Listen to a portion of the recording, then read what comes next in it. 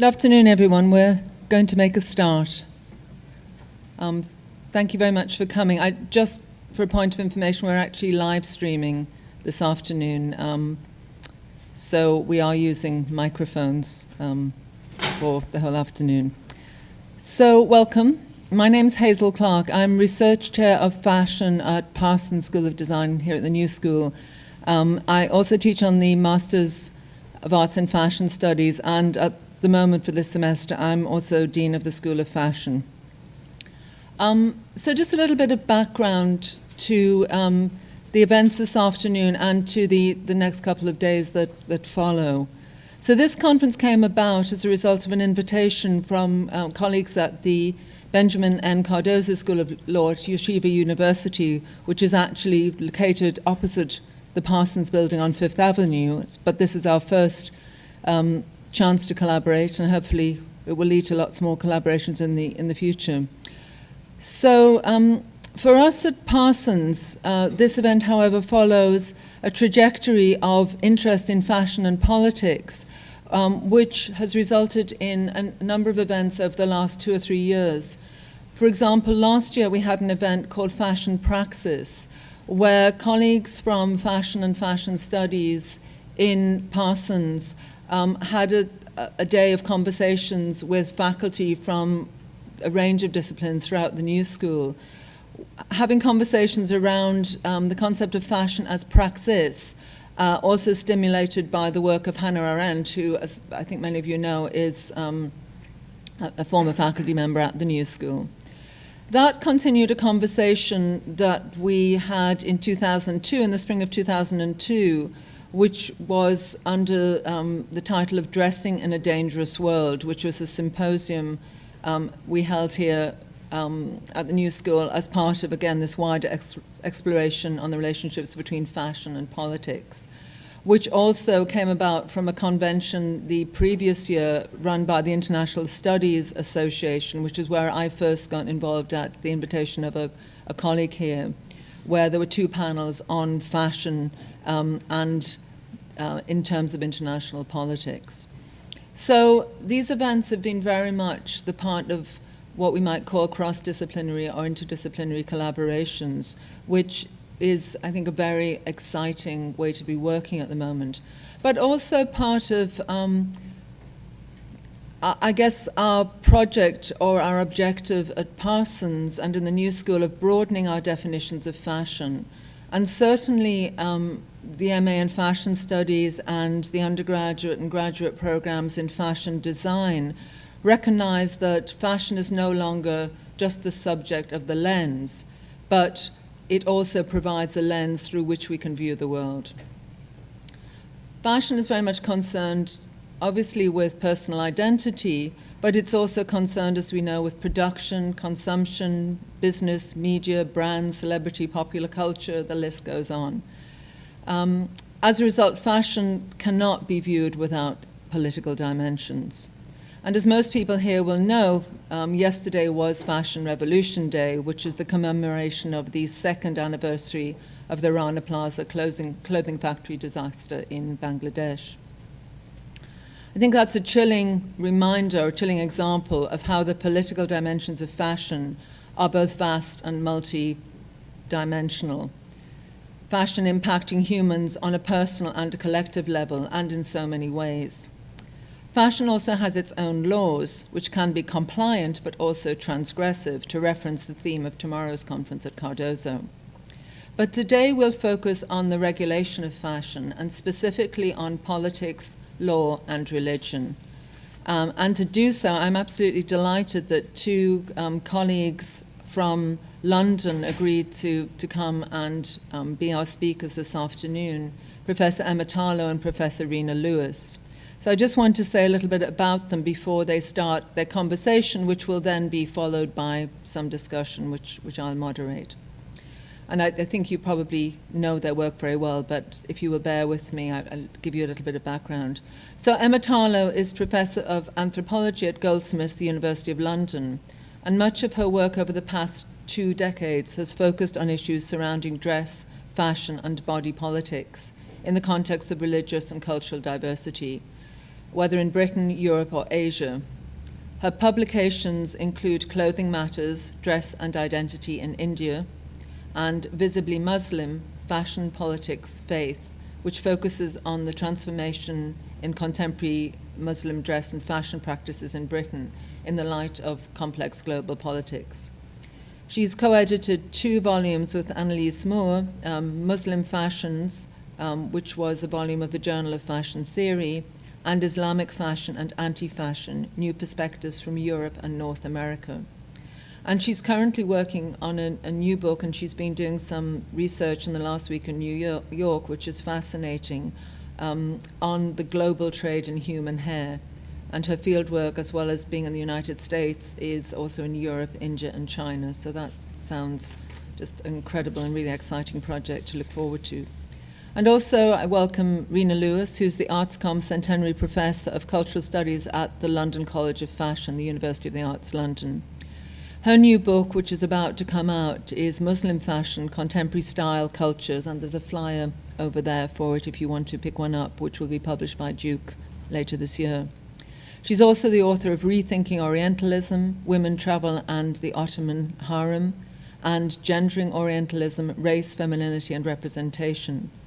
She's the editor of Modest Fashion, Styling Bodies, Mediating Faith, and with Nancy Micklewright of Gender, Modernity, and Liberty, Middle Eastern and Western Women's Writings, a critical reader, and with Sarah Mills, Feminist Postcolonial Theory, a reader, and with Peter Horn, Outlooks, Lesbian and Gay Visual Cultures. Reina is also editor with Elizabeth Wilson of the book series Dress Cultures, and with Teresa Hefferman of the book series Cultures in Dialogue. And she convenes the public talk series Fashion and Faith at the London College of Fashion. And she's also, very interestingly, coming back in May to host an event on WNYC. And again, there are flyers over there, and you can certainly ask her about it. So that's very exciting. So in this joint session, Emma and Reina will explore the manifest tensions in the relationship between fashion, religion, and the law. Drawing on their recent research on the rise of religiously inspired fashion, they're going to discuss how clothing regulations and norms are currently being re-established and negotiated in complex plural environments, where competing regulatory mechanisms and ideas of appropriate body management coexist. Presenting material on specific microenvironments such as schools, shops, and the workplace, Reina will discuss how secular and religious expectations concerning clothing regulation and bodily comportment are negotiated in public and semi-public spaces in Europe and America. And then Emma takes as her starting point some of the new sartorial propositions that have emerged in response to clothing legislation and controversies, and traces the biography of the sports hijab, burqini, and kosher wig, asking what role fashion and design play in mediating some of the perceived tensions concerning different religious and secular expectations and interpretations of appropriate dress. So Reina and Emma will have their conversation, and then, as I say, afterwards we can have a plenary where we can extend the discussion. But before introducing our speakers, before introducing our speakers, I want to say at the end of the afternoon, we invite you all to a reception, and we also, of course, invite you to the Cardozo conference, which will be taking place all day tomorrow and Monday evening. But also at the end of today, we will be having a reception for Bias, which is the annual journal produced by our MA Fashion Studies students. So again, you're welcome to stay for a drink to celebrate being here on a Saturday afternoon, but also to celebrate the journal, and we'll hear a little bit more about that later. So before I introduce our speakers, I also just want to extend a couple of thanks. Certainly to the MA in Fashion Studies for sponsoring this event, and to its program director, Christina Moon, and to the Dean of the School of Art and Design, History and Theory, where that program exists, Dr. Sarah Lawrence. And in the Parsons administration, thanks to Savannah Custro, Allegra Lanzaro, Josie Tirado, Chris Joe, and also to MA Fashion Studies students, Veronica Maldonado, Carolyn Factor, and Neil Wu for helping with today's event. And also great thanks to Professors Jean Schroeder and Renato Seletzel and all of their colleagues at Cardozo for inviting us to collaborate and in enabling this event. And I know this is going to be the first of many future collaborations. So without further ado, I'm very pleased to introduce Emma Tarlo and Reina Lewis. Thank you.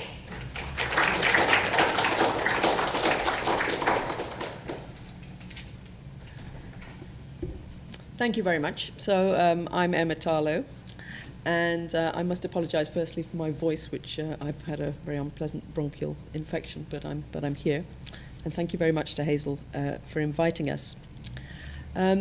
As Hazel mentioned, we come to issues of fashion, religion, and the law, not from the study of law itself, but from the study of religious fashion practices, at a time when religiously inflected fashions are proliferating globally, and we see this all around, and when their presence is often perceived either as an anomaly and sometimes also as a threat in countries where secular norms prevail. So over the past decade, we've watched the rise of legislation against the wearing of certain types of religiously inflected dress in France, in Germany, in Britain to some extent, and elsewhere in Europe. And we've listened to discourses of othering that generally accompany this process, particularly when applied to Muslims at the current time. But we've also observed, especially from our research in Britain, how a variety of different dress practices become accommodated in specific micro-environments.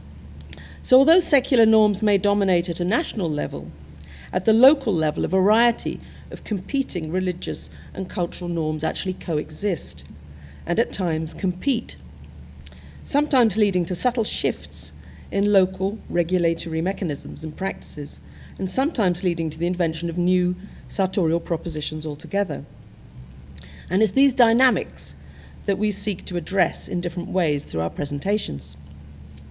So Reina will be focusing in particular on the dynamics of space in multicultural Britain, looking at how clothing regulation operates in specific micro-environments, such as shops and schools and multi-faith prayer rooms, which is important for showing how changes in the law inform changes in practice and vice versa, but also how implicit and explicit regulatory mechanisms operate simultaneously.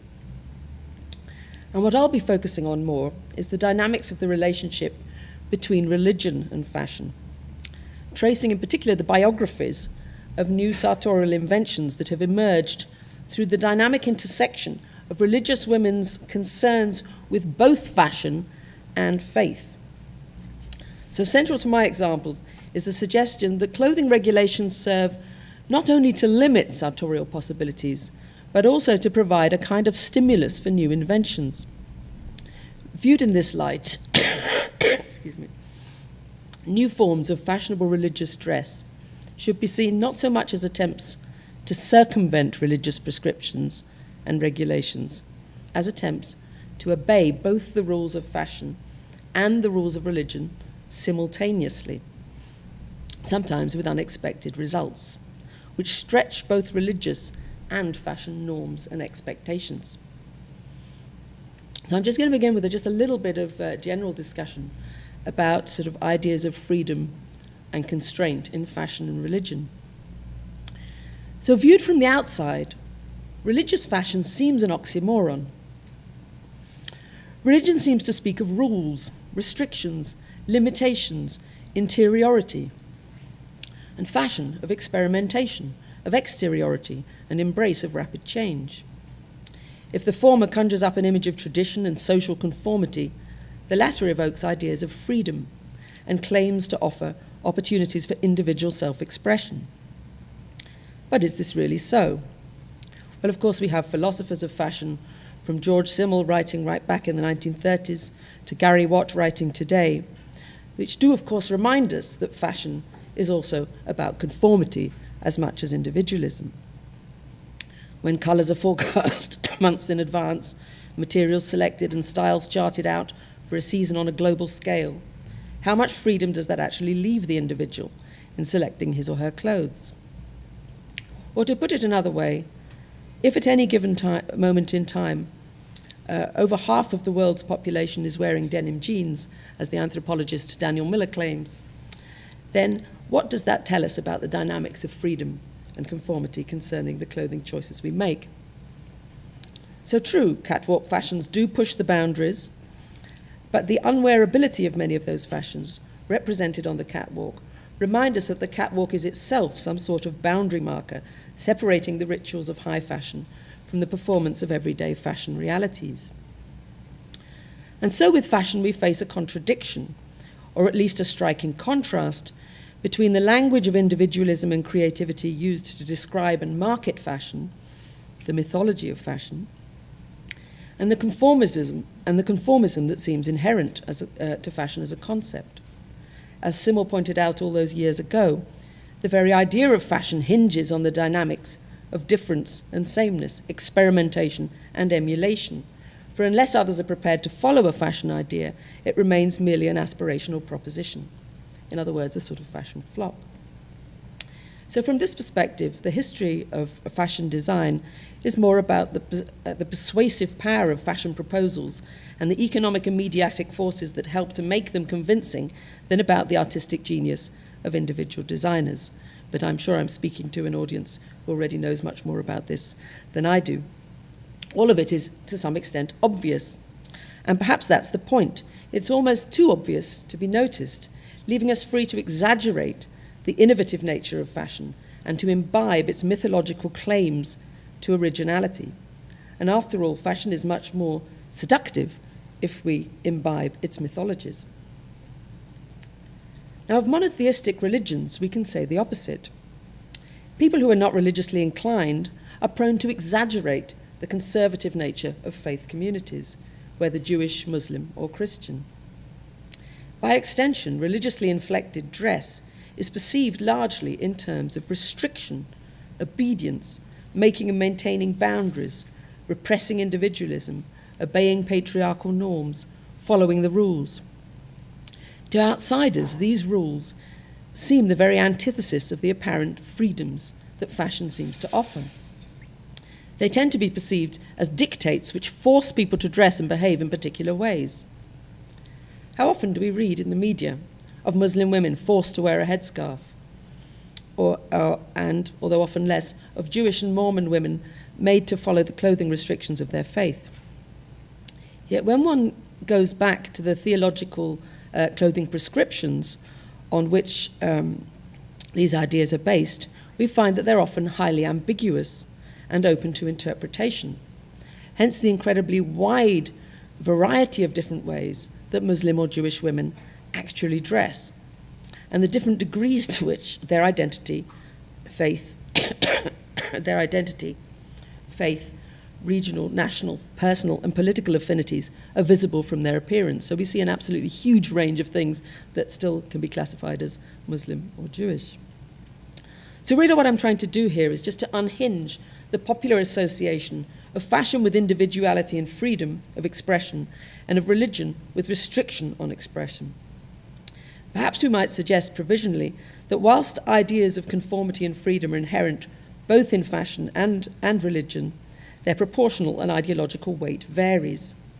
The mythology of fashion places high value on originality and freedom of expression, whilst fashion practices themselves often rely quite strongly on social conformity. And conversely, the mythology of religion places high value on social conformity and group cohesion and shared levels of self-discipline and obedience. But religious practitioners often find ways of making the rules more palatable, and one of the ways that they might do this is through an engagement with the expressive aspects of fashion. And just as some people follow fashion so blindly, and I use the term advisedly, that they are perceived as fashion victims, so others follow religious prescriptions so strictly that they are perceived as ultra-orthodox or extremists, even if none of the people described would self-identify with any of those labels. Yet the labels themselves are, of course, revealing for the idea of normativity that they imply. They suggest that there are appropriate levels of engagement with fashion and religion, and that if people stray beyond these levels, it is somehow abnormal or pathological. So it's only once we recognize that these ideas of freedom and conformity are inherent both in fashion and religion, that we can begin to comprehend the dynamics at the heart of many of the religious fashions found in cosmopolitan cities and in online fora today. Shall I go on to my first example? Yeah. So I'll just take a little sip of water, if I may. I'm going to go on to discuss the conundrum of the kosher wig.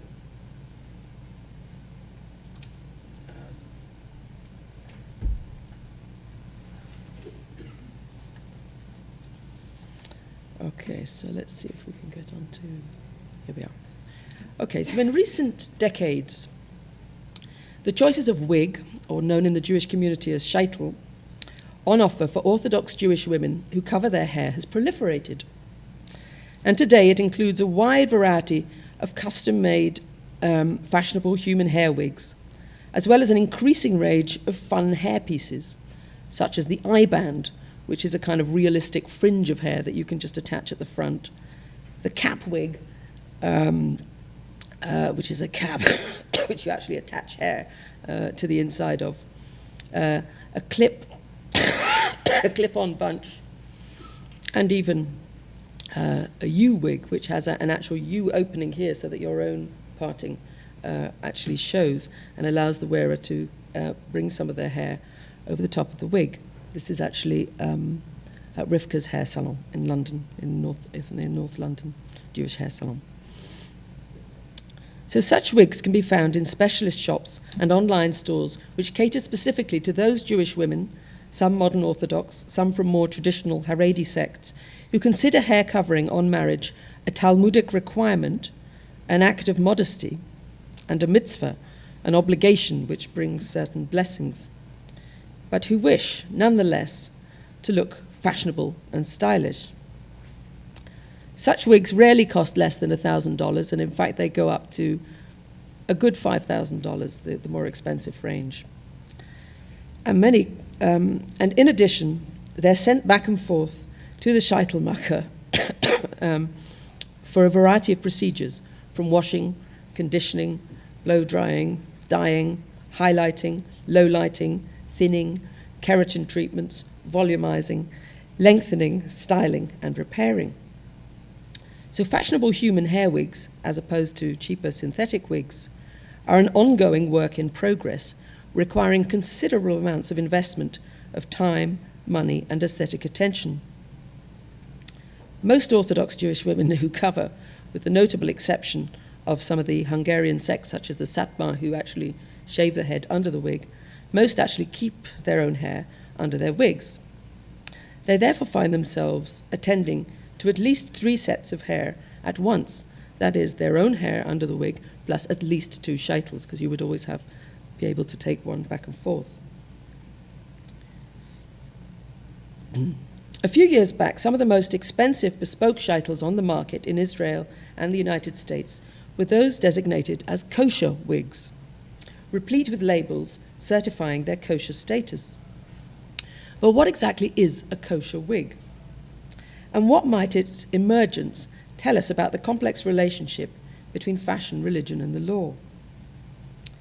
To understand the arrival of the kosher wig on the market, we need to backtrack to 2004 and the events which became known in the Orthodox Jewish circles as Scheitelgate or Wiggate. Some of you may already be familiar with the affair and the passions and anxieties it evoked.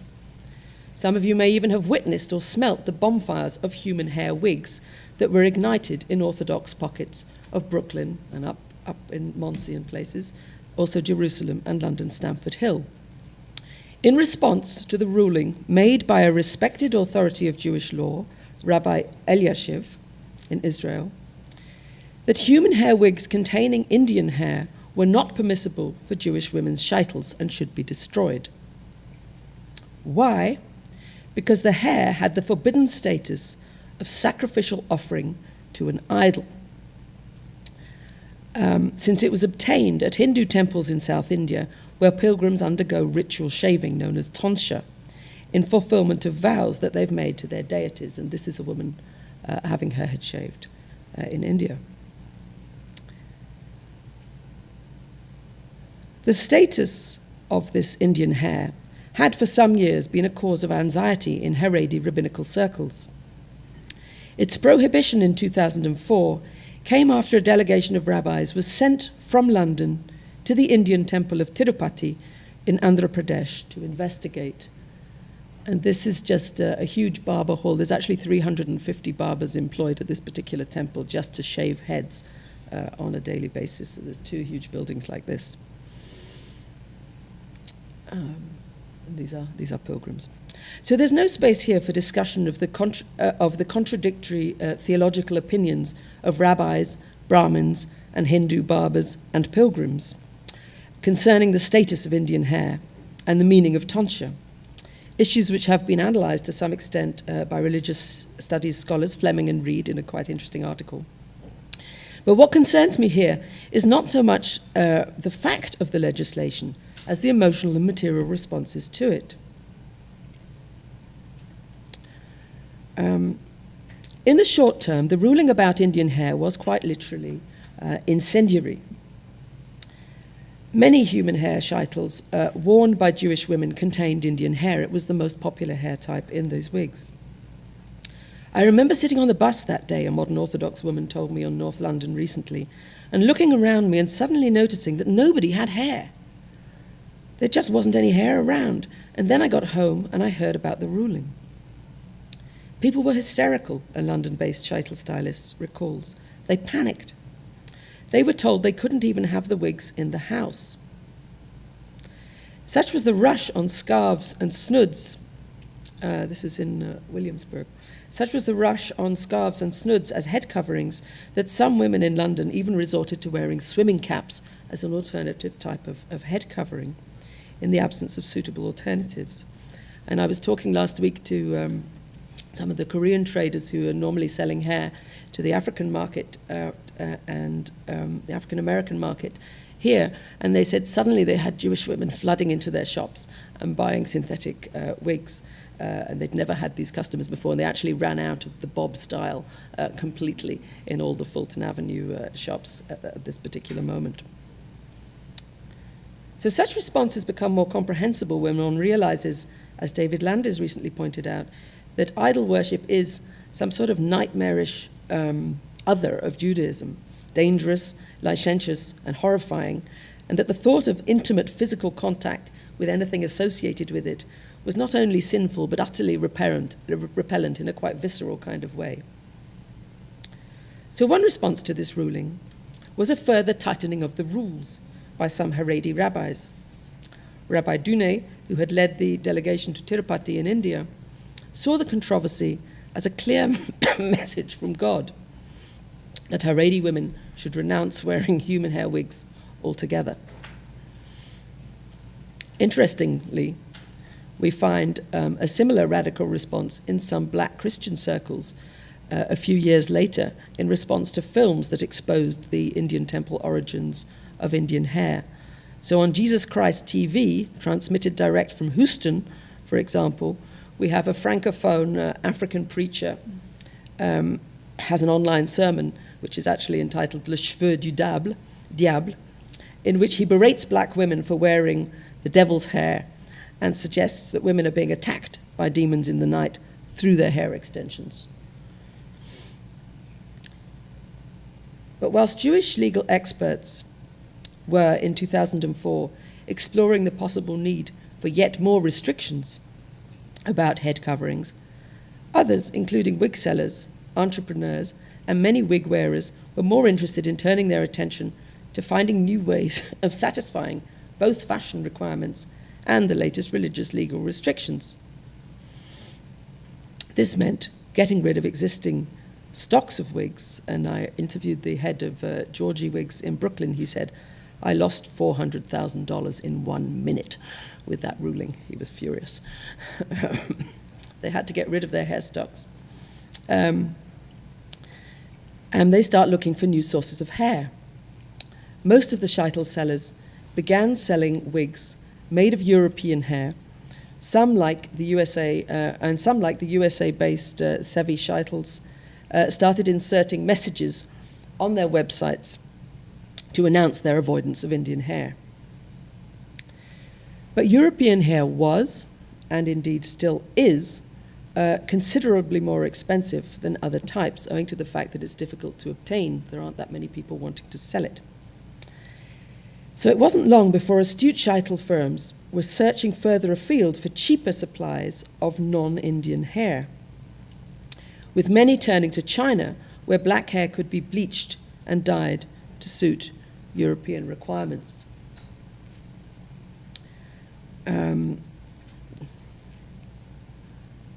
Meanwhile, as Israeli rabbinical authorities began contacting wig companies and offering to come and check out their factories and issue kosher certification for a fee, much to the resentment of many wig companies.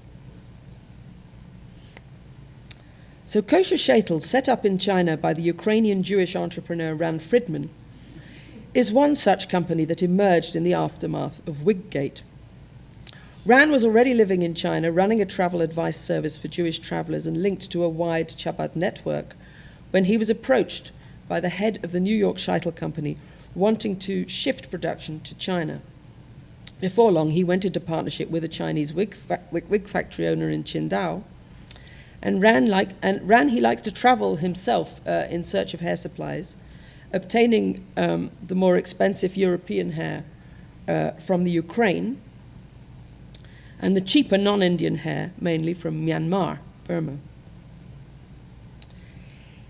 His factory is regularly inspected by a rabbi who comes from Israel to issue kosher certification. The kosher certificate makes the wig very expensive because the rabbis have to be paid to issue the certificates. It's just a business like any other, Rand tells me, grinning. But some of my religious clients, they want it. It gives them reassurance, so I supply it. But he never tells the visiting rabbis exactly where he gets his hair supplies from, for fear that they might go into competition with him in the hair trade. So the kosher wig is a luxury human hair wig with kosher certification that came into being in response to the banning of Indian hair as idolatrous. That some of the hair from Myanmar and Indonesia actually hails from Buddhist and Hindu temples is not relevant, for as Gary Watt points out, the law is more concerned with external proofs than inner truths. Nobody's cottoned onto that yet. The kosher wig provides an excellent example of the dialectic tension that exists between legal and fashion requirements, but also of the creative force generated through this dialectic tension. So what I want to go on to suggest is that it's this dialectic tension that provides a key to understanding the entire history of shaitel wearing for Jewish women. So let me highlight just a few key moments in the history of the shaitel to support this claim. And I'm drawing initially from Leila Leah Bronner's excellent historical analysis, and she is an Orthodox Jewish woman writing on the topic and a wig wearer herself. Take, for example, the moment when wigs first became popular form of head covering for Jewish women in the 16th and 17th centuries. Jewish women were attracted to wearing such wigs because wigs were at the height of French fashions. Far from accepting this as a suitable form of head covering, most rabbinical authorities thoroughly opposed it, either on the grounds that it was an example of an inappropriate emulation of the ways of the nations, or on the grounds that wigs could evoke the same feelings of arousal in men as a woman's own hair. The fact that women retained their wigs in the face of rabbinical opposition can perhaps be interpreted as a sign of the powerful pull of fashion, as well as women's capacity to negotiate the law. Their refusal to abandon their wigs resulted in the practice of wig wearing eventually becoming institutionalized and mostly accepted. But eventually, the once fashionable shaitel suffered the fate of all fashions. It eventually fell out of favor. And by the time Jews were migrating from Europe to the United States in large numbers at the beginning of the 20th century, abandoning the wig was seen as an act of liberation and as a gesture of modernization and assimilation, with some women literally casting their wigs in the ocean as they approached New York, and there are some wonderful accounts of this. The wig became associated with the old ways of Eastern Europe, retained on the heads of a few old ladies who were too old or too stubborn or traditional to go with the times. Fast forward a few decades to the 1960s, and we find wigs reappearing on Orthodox Jewish heads in America. It's perhaps no coincidence that this was also the time when there was a mainstream revival of wig wearing in the fashion industry. As Claire, an 83-year-old Hasidic wig maker who I interviewed last week, told me, Jewish women started wearing wigs when the 60s bouffant came in fashion. And she saw this as part of God's plan, along with the Vietnam War, which encouraged lots of Jewish boys to go into yeshivas. And so she actually was using that as God's plan for making Jews more religious. A central figure in promoting the revival of the wig in Orthodox Jewish circles was Rabbi Sneerson, Lubavitch Rebbe. His reasoning was as follows. On the one hand, he insisted that covering the head was not a matter of preference for married women. It was a halakhic requirement. It was a legal requirement. And it was important for the moral good of the family and society. But he considered headscarves and hats inadequate for doing the job, partly because they made Jewish women too conspicuous, they made them stand out, but also because they often left some hair showing and could also be easily whipped off at will. You know, you could be in a situation where you think, oh, it's more convenient not to wear it and I'll just take it off, which by his criteria was not good. By contrast, the wig was superior because it covered all of a woman's hair, and partly because women wouldn't be tempted to whip it off in public. Yet the Rebbe seemed to recognize that preaching the law would not be enough to convince women to turn to wigs. So he also employed aesthetic arguments, pointing out that wigs enabled women to blend in with the people around them, and that they could even be more beautiful than a woman's own hair. So far from encouraging the purchase of cheap and dowdy wigs, he encouraged new brides to buy the most beautiful wigs they could find, stressing that they needed to invest in at least 2 wigs so that one could be worn whilst the other was being washed. Recognizing the expense of this, he even offered interest-free loans for wig purchases. In other words, he simultaneously mobilized the power of Jewish law and the power of fashion, identity politics, beauty, and commerce. To summarize, the history of the Jewish shaitel is a history in which the demands of fashion and religious law operate in a relationship of creative friction and periodic moments of reconciliation. Today, as in the past, different rabbinical authorities from time to time issue statements criticizing the realistic look of human hair wigs or complaining that they're too alluring or shouldn't be longer than a certain length. While some women agree with these views and abstain from wearing fashionable human hair wigs, many respond by finding more and more subtle ways of simultaneously obeying the laws of religion and the laws of fashion.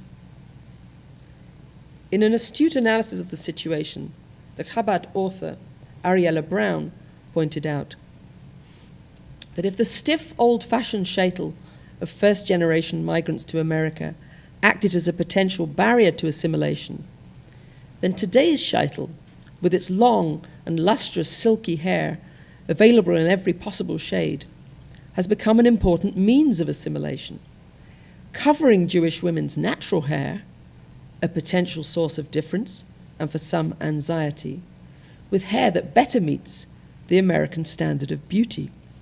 And many say they prefer the beautiful, smooth hair they have in their shaitel than their frizzy hair underneath.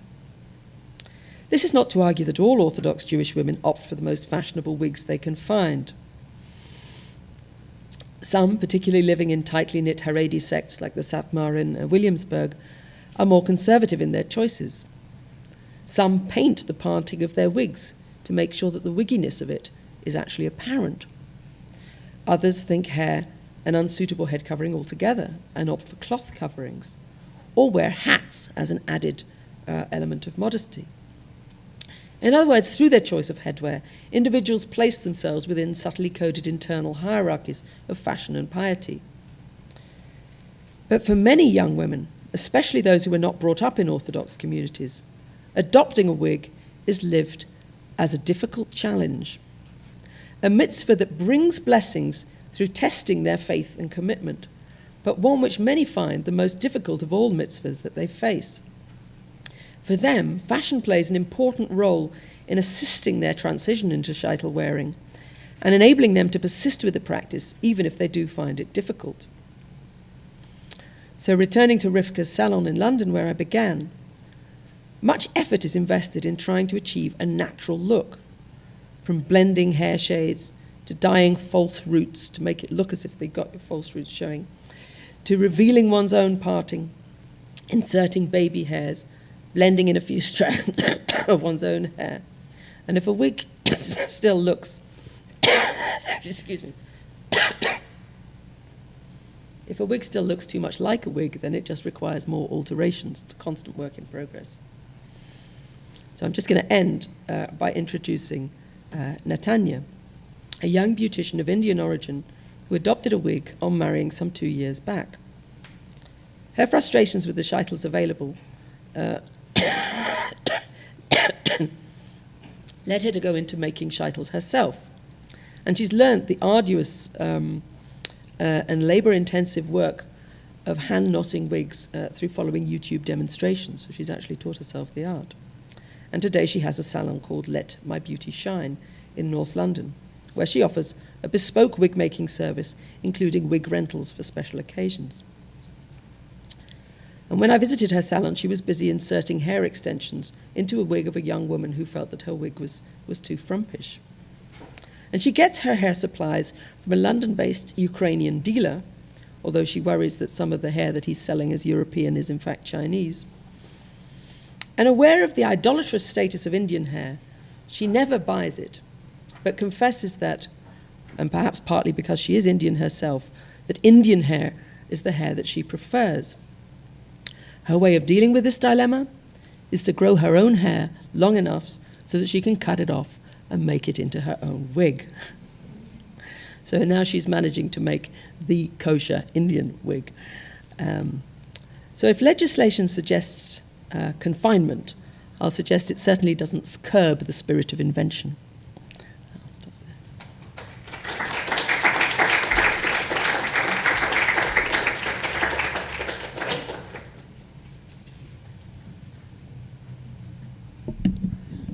Well, it's such a pleasure to be here today, and I would like to join Emma in thanking Hazel and Parsons and the New School, and also Cardozo for inviting us to come, and also the opportunity it's given Emma and I to revisit some of our work in these areas. So we had a couple of meetings in London to scope out what we were going to try and do today, and then we had to not speak to each other for a while so we didn't peak too soon. And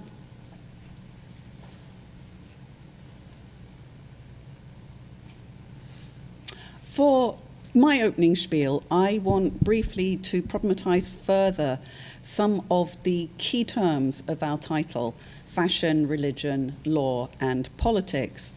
As Emma's made clear, we're conceptualizing fashion not only as clothes, but as forms of religiously related embodiment. Law, similarly, is understood not only in relation to plural and parallel legal systems, but also in relation to modes of informal community regulation. Religion is understood in relation to formal institutional religious authority and to the syncretic practices of everyday religion. And all of these relationships are, of course, political and politicized. So we're very happy to be introducing our material today as part of the ongoing interest at Parsons in relation to politics, dress, fashion, and the body. In this way, our conversation today situates practices, debates, and disputes about the presentation of the body in relation to different religious traditions, attending, as Emma has shown you already, to intra- and inter-religious debates and boundary disputes, and to practices that cross the perceived divide between the religious and the secular, not least in their relationship to the market.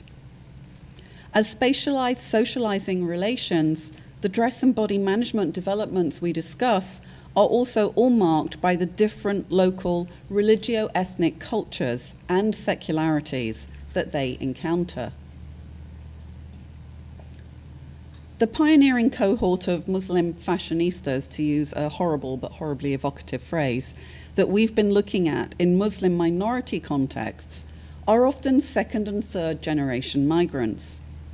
Rather than being forced to cover by their parents, as Emma explained, people often think, many have mothers who don't cover their heads or who do so more habitually than doctrinally. As Emma discusses, we see similar patterns among modern Orthodox Jewish young women who are electing to dress modestly at college and cover their hair on marriage, also coming from families where their mothers don't cover or cover less stringently. The young Muslims we've studied often rely on personal study of the holy texts, immersed in popular revivalist lifestyle cultures in which online discussion groups and hijabi fashion blogs provide peer-to-peer alternatives to parental Islam.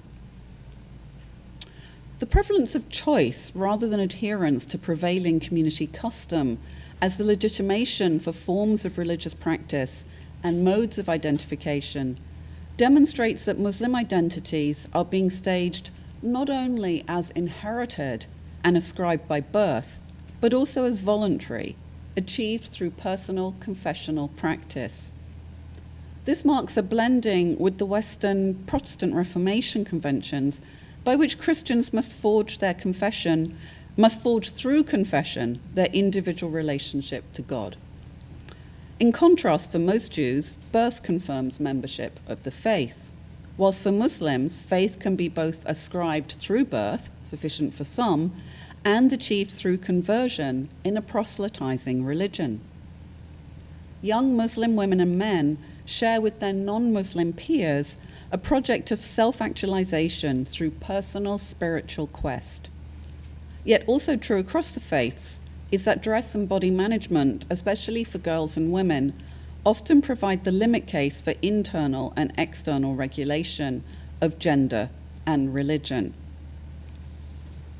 And I've put up here just a few slides of showing you the variety of imagery and styles, and also how contentious, and we can come back to this later if we want to, how contentious it is for any of these companies when they produce their marketing material and put it out there. So Maisa on the top is Hannah Tajina Simpson, who is a Japanese-British convert to Islam who put this very fashion-forward imagery in her work from the very beginning and said, well, Muslim women who wear hijab also wear clothes in non-hijab environments at home or with other women, so why can't we assume that they're intelligent consumers and know how to read fashion imagery? On the bottom right is a still from Eva Kershid, which was a New York-based design company run by two Muslim women, and they didn't use Muslim in their marketing because they couldn't get it through to any buyers and they wanted to be sold in mainstream outlets. And then on the right, Hijablicious, who is one half of a UK hijab fashion blog. And at the top, some images from Aziza, which some of you will know is a Muslim American women's magazine coming out of Atlanta. And their policy is only to feature fashion from Muslim women designers or that is retailed and distributed by Muslim women entrepreneurs. So my first case study concerns the experience on the ground of changes to British and EU employment law that for the first time in the early 2000s gave employees protection from religious discrimination at work. So I'm going to talk about religiously related dress at work and women who wear hijab who work in shops. This is my legal case study here.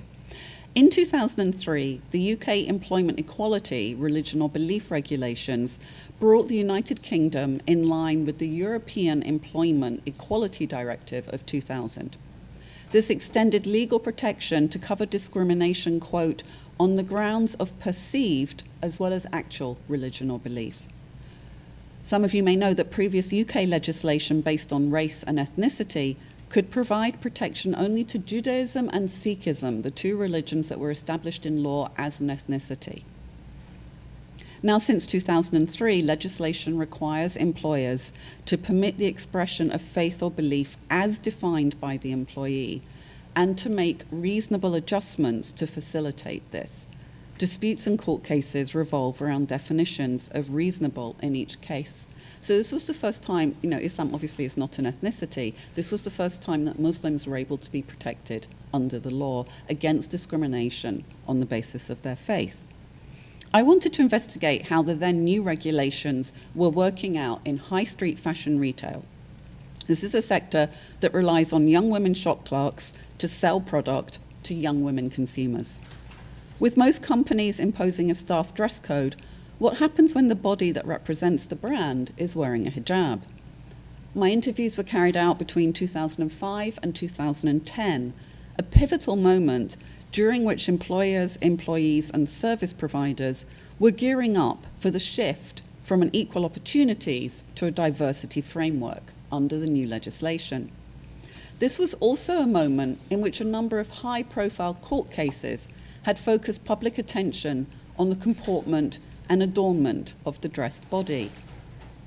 Cases included the niqab, the face veil, worn by a school teaching assistant, the crucifixes worn by medical and airline staff, and on the top left here is Nadia Aweda, who took a case against British Airways. She was desk staff, and she wanted to wear her crucifix over the top of the brand uniform, and they said, no, you have to wear it underneath.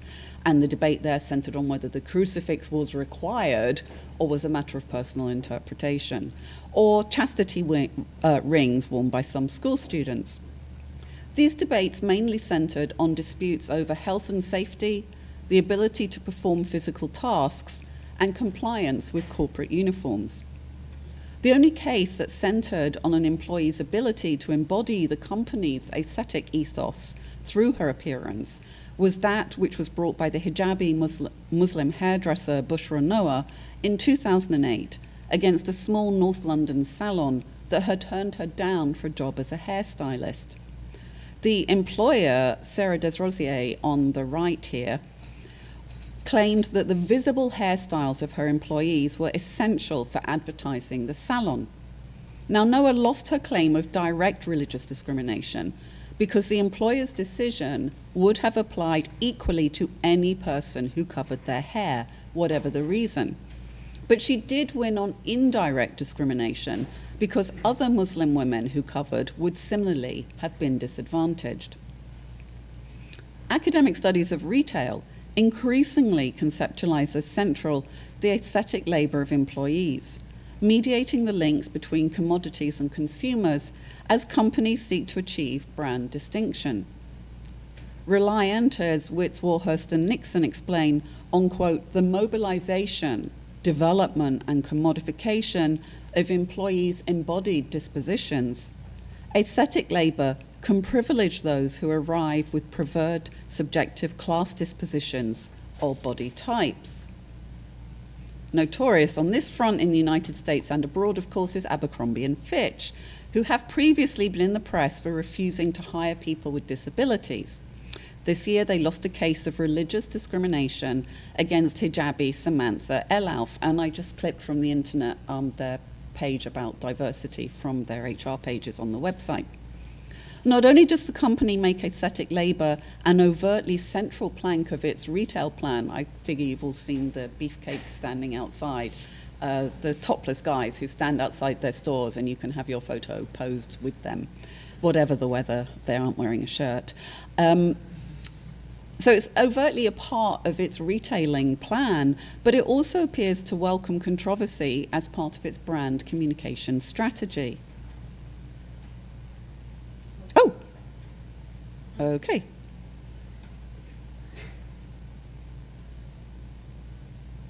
I'll just go back to that one.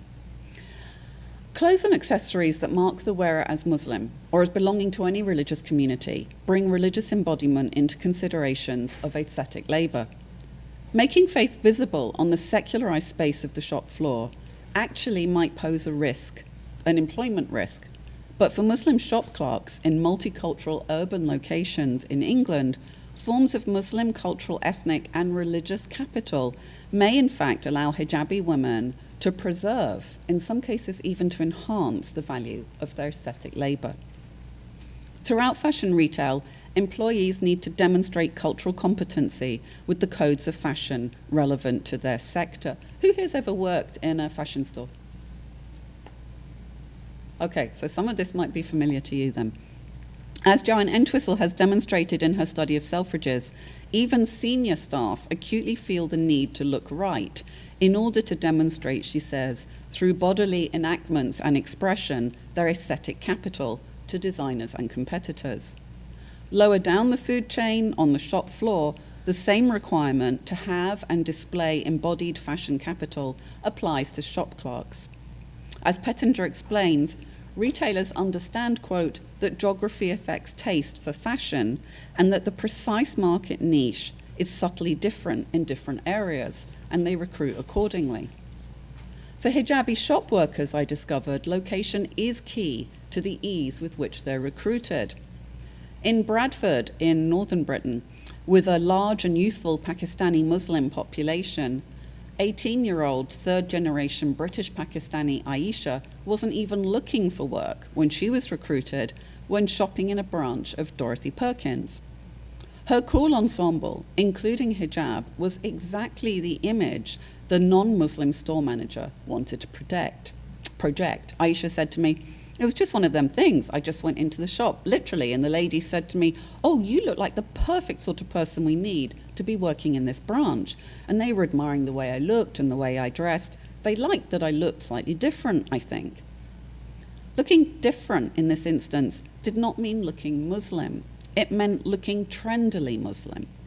The manager's ability to recognize Aisha's hijab as part of her overall fashion-savvy self-stylization normalizes the hijab within a discourse of fashion innovation.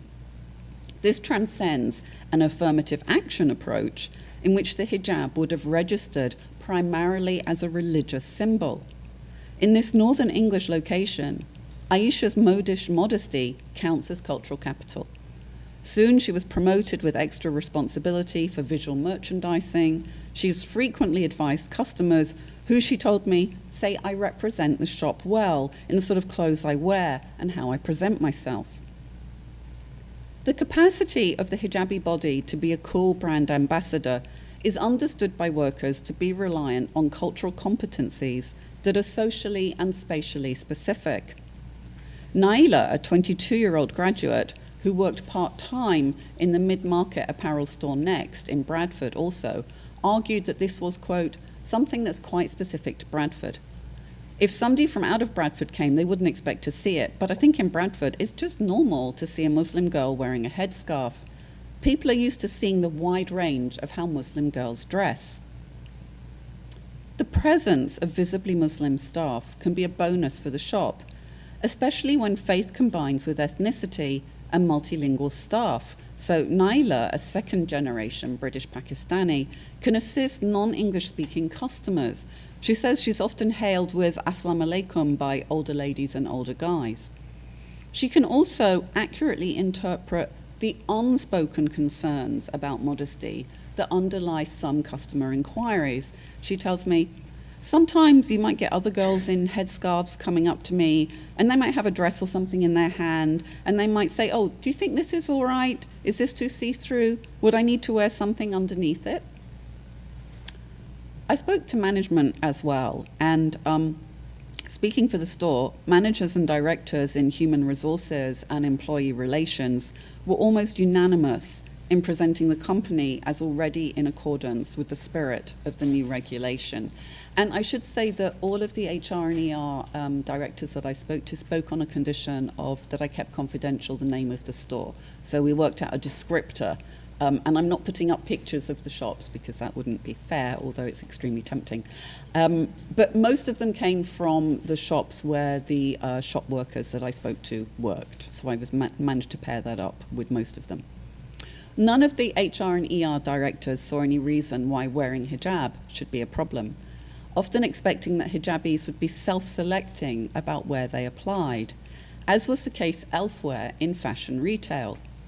Jackie, who's now the HR director for a major UK department store chain, pointed out in relation to her previous post in the United States with a high-end designer store that he, the unnameable American designer, would only have beautiful bodies, male or female, in his shops. She said, "If R walked into the store and somebody wasn't gorgeous, then heaven help you."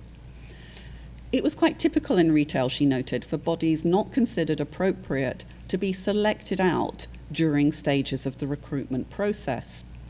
In her present department store context, the company needed staff to communicate a corporate image rather than fashion-forward bodily gorgeousness. Their black uniform includes a choice of trousers or skirt, and staff who choose, she says, to wear a veil will be able to do so, but will be expected to conform with some of the business-like requirements with regards to colour. So veils are normally in black, in the same way as their colleagues and they coordinate their shoes. To my surprise, Ruth, who's the HR manager of the London flagship store of brand X, which is a major high street retailer with high-profile designer tie-ins, told me that the modest dresses were the least of her worries. Shop staff had to wear a short-sleeved T-shirt that had the company name on it and plain bottoms of their own choice. If somebody wanted to wear hijab, Ruth says, that's fine, we don't have any problem with it. The key thing is that they wear the branded T-shirt. So if they want to wear that, the T-shirt, under or over their clothing, or with part of the T-shirt showing through their religious attire, then that's fine, as long as the company name is visible to customers so that they can find someone for help. The only problems we've had with the T-shirt is people customizing them, but it's not for religious reasons. They'll just slash them or tie them in the middle and make them into bikini tops and all sorts. This company, like many others in the youth sector, has a staff base that closely mirrors its customer demographic. So the visibility of the branded T-shirt is crucial for distinguishing staff from customers. It's the uniform insurrections of young secular staff measures that have to be constantly monitored. Ruth said, you have team briefs at the start of each shift, and if someone's not complying with the dress standards, then they'll be challenged by their manager and asked to change.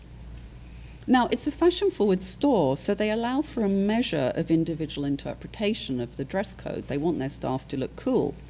But the subjective disposition to self-disciplined comportment of religious employees makes them easier to manage. Ruth continued, I would actually prefer to have more Muslim employees. Younger employees who don't follow any particular religion and are out drinking and taking drugs every night tend to be the ones who take up most of our time in HR. So I'd much rather have more religious diversity for that reason.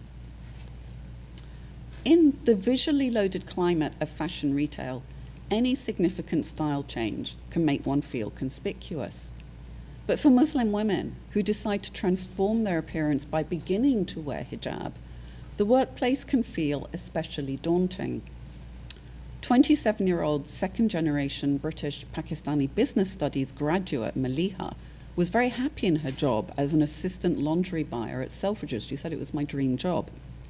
But she told me that she'd considered leaving and taking a new job when she was going to start wearing hijab in order to avoid staging her move into hijab in her current workplace. She was very anxious about making that transformation there. In the end, she set up a public relations exercise with her colleagues. She said, I was very nervous. I feel the way I dress is a reflection of my personality. So I felt like changing the way I look, people will think I've changed. So I sent a quick email round to my immediate team to say, I'm going to start wearing a veil, so don't be alarmed. I don't want a big fuss. So, gosh, it was really strange walking in on Monday morning. My manager quietly said, oh my God, wow, you look amazing, you look lovely, which was really nice. And overall, everyone was really amazing. Although Maliha doesn't work primarily on the shop floor, the buying team make regular observational visits, but mostly they're in their office or out with suppliers. Her location in the open plan buying office doesn't reduce the significance of how she looks. Maliha's announcement of her intended change of dress makes overt the regulatory practices of surveillance and gossip that, as Freeman explains, govern the sociality of the open plan office. In a fashion workplace, as Entwistle argues, and coincidentally she was writing about the same Selfridges buying office as Maliha worked in, Entwistle says, high fashion circulates visually in the fertile environment of the open plan office as a form of embodied knowledge, emphasizing how dressing fashionably constitutes something of the aesthetic labor in this employment market. And if Emma's finished choking, I'm going to hand back over. Thank you.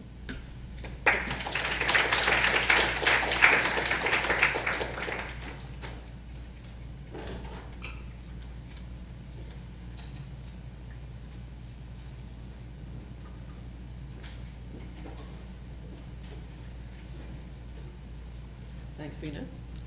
So I'm sort of continuing with this sort of biography of objects approach, but also continuing with the theme of Muslim women and fashion. So what I want to do in this part is to look at the emergence of new types of Islamic sportswear that have come into being in recent years. One is the sports hijab. This is a model known as capster. And the new types of swimwear that have popularly become known as the burqini when worn and marketed by Muslims. Although there are, interestingly, some Jewish equivalents which are not called burqini, not surprisingly. So what I'm interested in exploring in the cases of these sartorial inventions is the powerful role played by design in mediating the interface between different sets of regulatory mechanisms and norms, which in this case include Islamic ideas of modesty concerning what parts of the head and body should be covered, ideas that have become increasingly normative, if still contested, with the growth and spread of particular forms of Islamic revivalism, and secular norms concerning appropriate levels of bodily exposure for sporting activities. Norms which are often formalized and codified into regulations concerning what can and cannot be worn in the contexts of school sports lessons, public swimming pools, sports clubs, competitions, such as the Olympics and so forth, and become accepted norms in other public places where people engage in sports, such as the beach. Now, obviously, what we're dealing with here are historically produced norms in both cases. So ideas of decency and efficiency vary in time and space. So, for example, if we spin back to 1902, we find the Amateur Swimming Association in Britain setting regulations for men and women for swimwear. Costumes for both sexes covered the body and could not be more than 3 inches above the knee, and female competitors were made to wear long coats and gowns to the poolside, not quite as extreme as this version that we see in 1813 of someone taking a dip in the waters, but more like these types of options. So in the Stockholm Olympics of 1912, there was a discussion of whether women should wear modesty aprons, skirts, or pantaloons. As for the bikini, invented in 1946, the bodily exposure it enabled was considered so explosive that it's said to have got its name from the South Pacific island, Bikini Atoll, which is where the atomic bomb testing took place that summer. Whether that's true or not, I don't know, but it's a nice story. So we see the bikini here modeled by Micheline Bernardini, who was a nude dancer from a casino in Paris. And what was interesting was that mainstream models were refusing to wear it at the time. In Italy, the bikini was initially banned as indecent. And ironically, it's in Italy and France today that we find the burqa banned in certain public places, suggesting that conformity continues to be a highly valorized idea in these countries. But it's equally important to recognize that Islamic norms concerning modesty have also undergone considerable changes of emphasis and interpretation over the same time period. For example, in early 20th century Turkey and Iran, we find movements to ban the veil in the name of modernization and progress, followed by Islamic revival movements later in the century, leading in the Iranian case to the legal imposition of veiling in post-revolution Iran, and in the Turkish case to a religious challenge to enforced secular norms, out of which has grown a significant Islamic fashion industry, which Reina has worked on to a large extent. So closer to home, both yours and mine, in Muslim minority countries, it's common to find that second and third generation women from migrant backgrounds cover considerably more than their mothers did, as Reina pointed out in her presentation. Like the Orthodox Jewish girls who've chosen to embrace wigs, many have self-consciously made these decisions to adopt hijab or headscarves and other forms of covering, which they now see increasingly as an important part of their identity and which they also consider an Islamic necessity. So when we look to the new forms of Islamic sportswear that have emerged in Europe and Australia over the past decade, and they have their equivalents in Israel, it's important to recognize that they've emerged at a very particular point in time. And, if one puts it on a kind of broad frame, we can say that it's after a century in which bodily exposure has become increasingly valued and linked to ideas of freedom and female emancipation and unrestricted movement, which find expression in a kind of peeling away of layers on the sports field or in the swimming pool in secular countries, but in which increasing numbers of religiously oriented women, including many living in Western countries, have actually been adding rather than subtracting layers, partly, one could argue, in defense against the opposite tendency. So we've got these two tendencies coming along, this peeling away and this adding on. So all of this leaves plenty of room for awkward juxtapositions, misunderstandings, mutual discomfort, and disbelief concerning the extreme ends or norms of bodily covering and exposure, as caricatured in this kind of standoff represented in this cartoon. And there's a lot of cartoons of this nature going around where both sides are expressing disbelief at the other. So the question of whose norms appears the oddest is raised here as a neutral one, but of course in secular countries where bodily exposure is associated with freedom, it's the burqa, not the bikini, that raises the most eyebrows, with the consequence that those who do choose to cover, whether with headscarves or more, whether on the beach, the swimming pool, or sports ground, are the ones who are made to feel out of place, and in some contexts are forbidden to participate in sports or even to walk in the street in their chosen form of covering. So it's precisely in this fraught context that we can trace the emergence of the sports hijab, known as the capster that we saw at the beginning, which, contrary to what one might assume, was not in fact designed by a Muslim at all, but by a secular, non-religious Dutch designer called Cindy van den Bremen. To cut a long story short, because I've written about this at some length, Cindy was studying in the Netherlands for an MA in design when she became aware of the raging controversy in Dutch schools over Muslim girls wearing hijabs for sports. This was in the late 1990s. Girls were told that the headscarf posed a safety hazard, and that since it could get tangled and strangle the wearer, so they had to wear swimming caps and polo neck sweaters instead. And Cindy thought this was sort of humiliating and slightly ridiculous. So she was irritated by what she saw as the intolerance and prejudice of the Dutch authorities, and she began thinking that it must be possible to design a form of headwear which would cover the head and neck whilst at the same time being safe for sports and be both practical and stylish, thereby blending with the logic and aesthetics of existing sportswear. Appropriate design could, she felt, not only make the garment more comfortable and practical, but also tackle the prejudice by dispelling its apparent strangeness.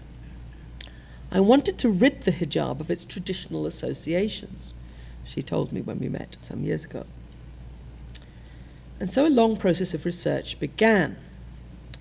And she researched various materials and how to capture the ethos of particular sports activities, both in terms of design and in terms of the fibers. She needed stretchy, breathable fibers. This is an outdoor model, so this is not such a breathable fiber, suitable for different sports. She also did much research with local Muslim women, who were mostly Turkish and Moroccan women in the Netherlands, concerning what they wanted. She drew up sketches and showed them to women and got them to try out different models and adapted them. So, for example, she had a zip model which she realized, through people trying it out, wasn't comfortable, and so that was replaced by a Velcro fastening and so on. She also got religious approval from an imam. And the first range consisted of a tennis, skate, outdoor and aerobics hijabs, and later she developed some ones for swimming, running and team sports. And here they are advertised on a British popular hijab shop called the online hijab shop called the Hijab Shop. It's an online store. So they're given they're given a Muslim frame. But interestingly, although they were inspired by the dilemmas and frustrations faced by Muslim women, Cindy herself marketed the garment as under the non-religious trade name capsters. So she didn't market it as a religious garment, she marketed it as a form of covering, pointing out that it could be worn by anyone who wanted to cover. It was not an exclusively Muslim garment, that her father wore one for cycling in the winter, for example. So what was unique about her designs was that they had no pins or ties. They fitted snugly onto the head, either slipping over or with these Velcro fastenings. And they were made from specialist fabrics which were actually suitable for sports. So capsters are marketed online, and Cindy maintains a very active dialogue with women from around the world who contact her by email, often, interestingly, assuming that she's Muslim. And they recount how her designs have enabled them to feel comfortable running marathons, playing tennis, doing kickboxing, jogging, whether in South America, Britain, the Middle East, or Europe. She's really got the most amazing inbox. Such designs should be seen as more than merely a creative response to restrictive rules and norms concerning sportswear, for they also played a significant and active role in challenging the norms and in some cases getting official regulations changed. So after the Iranian women's football team was prevented by FIFA from participating in qualifying matches for the 2012 Olympics on the grounds that the headscarves posed a safety risk, Cindy van den Bremen was in fact invited to work with FIFA in trying to get the 4-year-old ban lifted. And the capster, or sports hijab, was used as material evidence that safe forms of head covering could be made. FIFA went on to lift the ban just before the Olympics, sadly too late for the Iranian team, but they can now play, and Cindy now markets an official FIFA-approved football hijab on other websites. This is Iran versus Bangladesh women's football team, in case anyone's interested. Now, unlike the sports hijab or capster, the burqini was designed by a Muslim woman in Australia, specifically as a Muslim garment. So coming from a Lebanese Muslim background, but brought up in Australia, Aheda Zanetti, its designer, wished to be able to participate in a full range of sports without compromising the levels of modesty she saw as Islamically required. She's there dressed in the white. She also observed that many Australian Muslim women simply avoided certain sports, like swimming, because they did not want to have to expose their bodies, a plight shared by many Orthodox Jewish women and by people from a variety of religious and secular backgrounds who were often bathing in improvised outfits not entirely suitable for swimming. This is a sort of scene you see in India. So like Cindy van den Bremen, she was concerned to build Muslim women's confidence and encourage wider participation in sports by producing comfortable, attractive, practical garments using appropriate lightweight, flexible, UV-protected, chlorine-resistant fabrics at a time when Muslim women were facing increasing hostility for wearing covered garments. By playfully naming her invention the burqini, Hader was mediating the perceived impasse we saw represented in the earlier cartoon of the bikini versus the burqa, and producing some sort of material reconciliation of the two. A two-piece covered garment that suggested that freedom of movement was not restricted to the uncovered body. A theme which is also taken up by the British Islamic Swimwear Company in their choice of name, Modesty Active, founded in London in 2007. So this is not to say that levels of covering offered by the burqini have gained widespread acceptance, as we saw from the public attention and ridicule that the British celebrity chef Nigella Lawson attracted when she wore one to a beach in Australia 3 years back. And she's normally associated with this much more voluptuous kind of image. But the very fact that an iconic celebrity like Nigella Lawson even contemplated wearing such a garment could be interpreted as a sign that swimwear norms of undress are being destabilized to some extent. A claim further supported by the fact that the Miss World 2015 will be the first in its 63-year history not to include the round of women in bikinis and swimming costumes.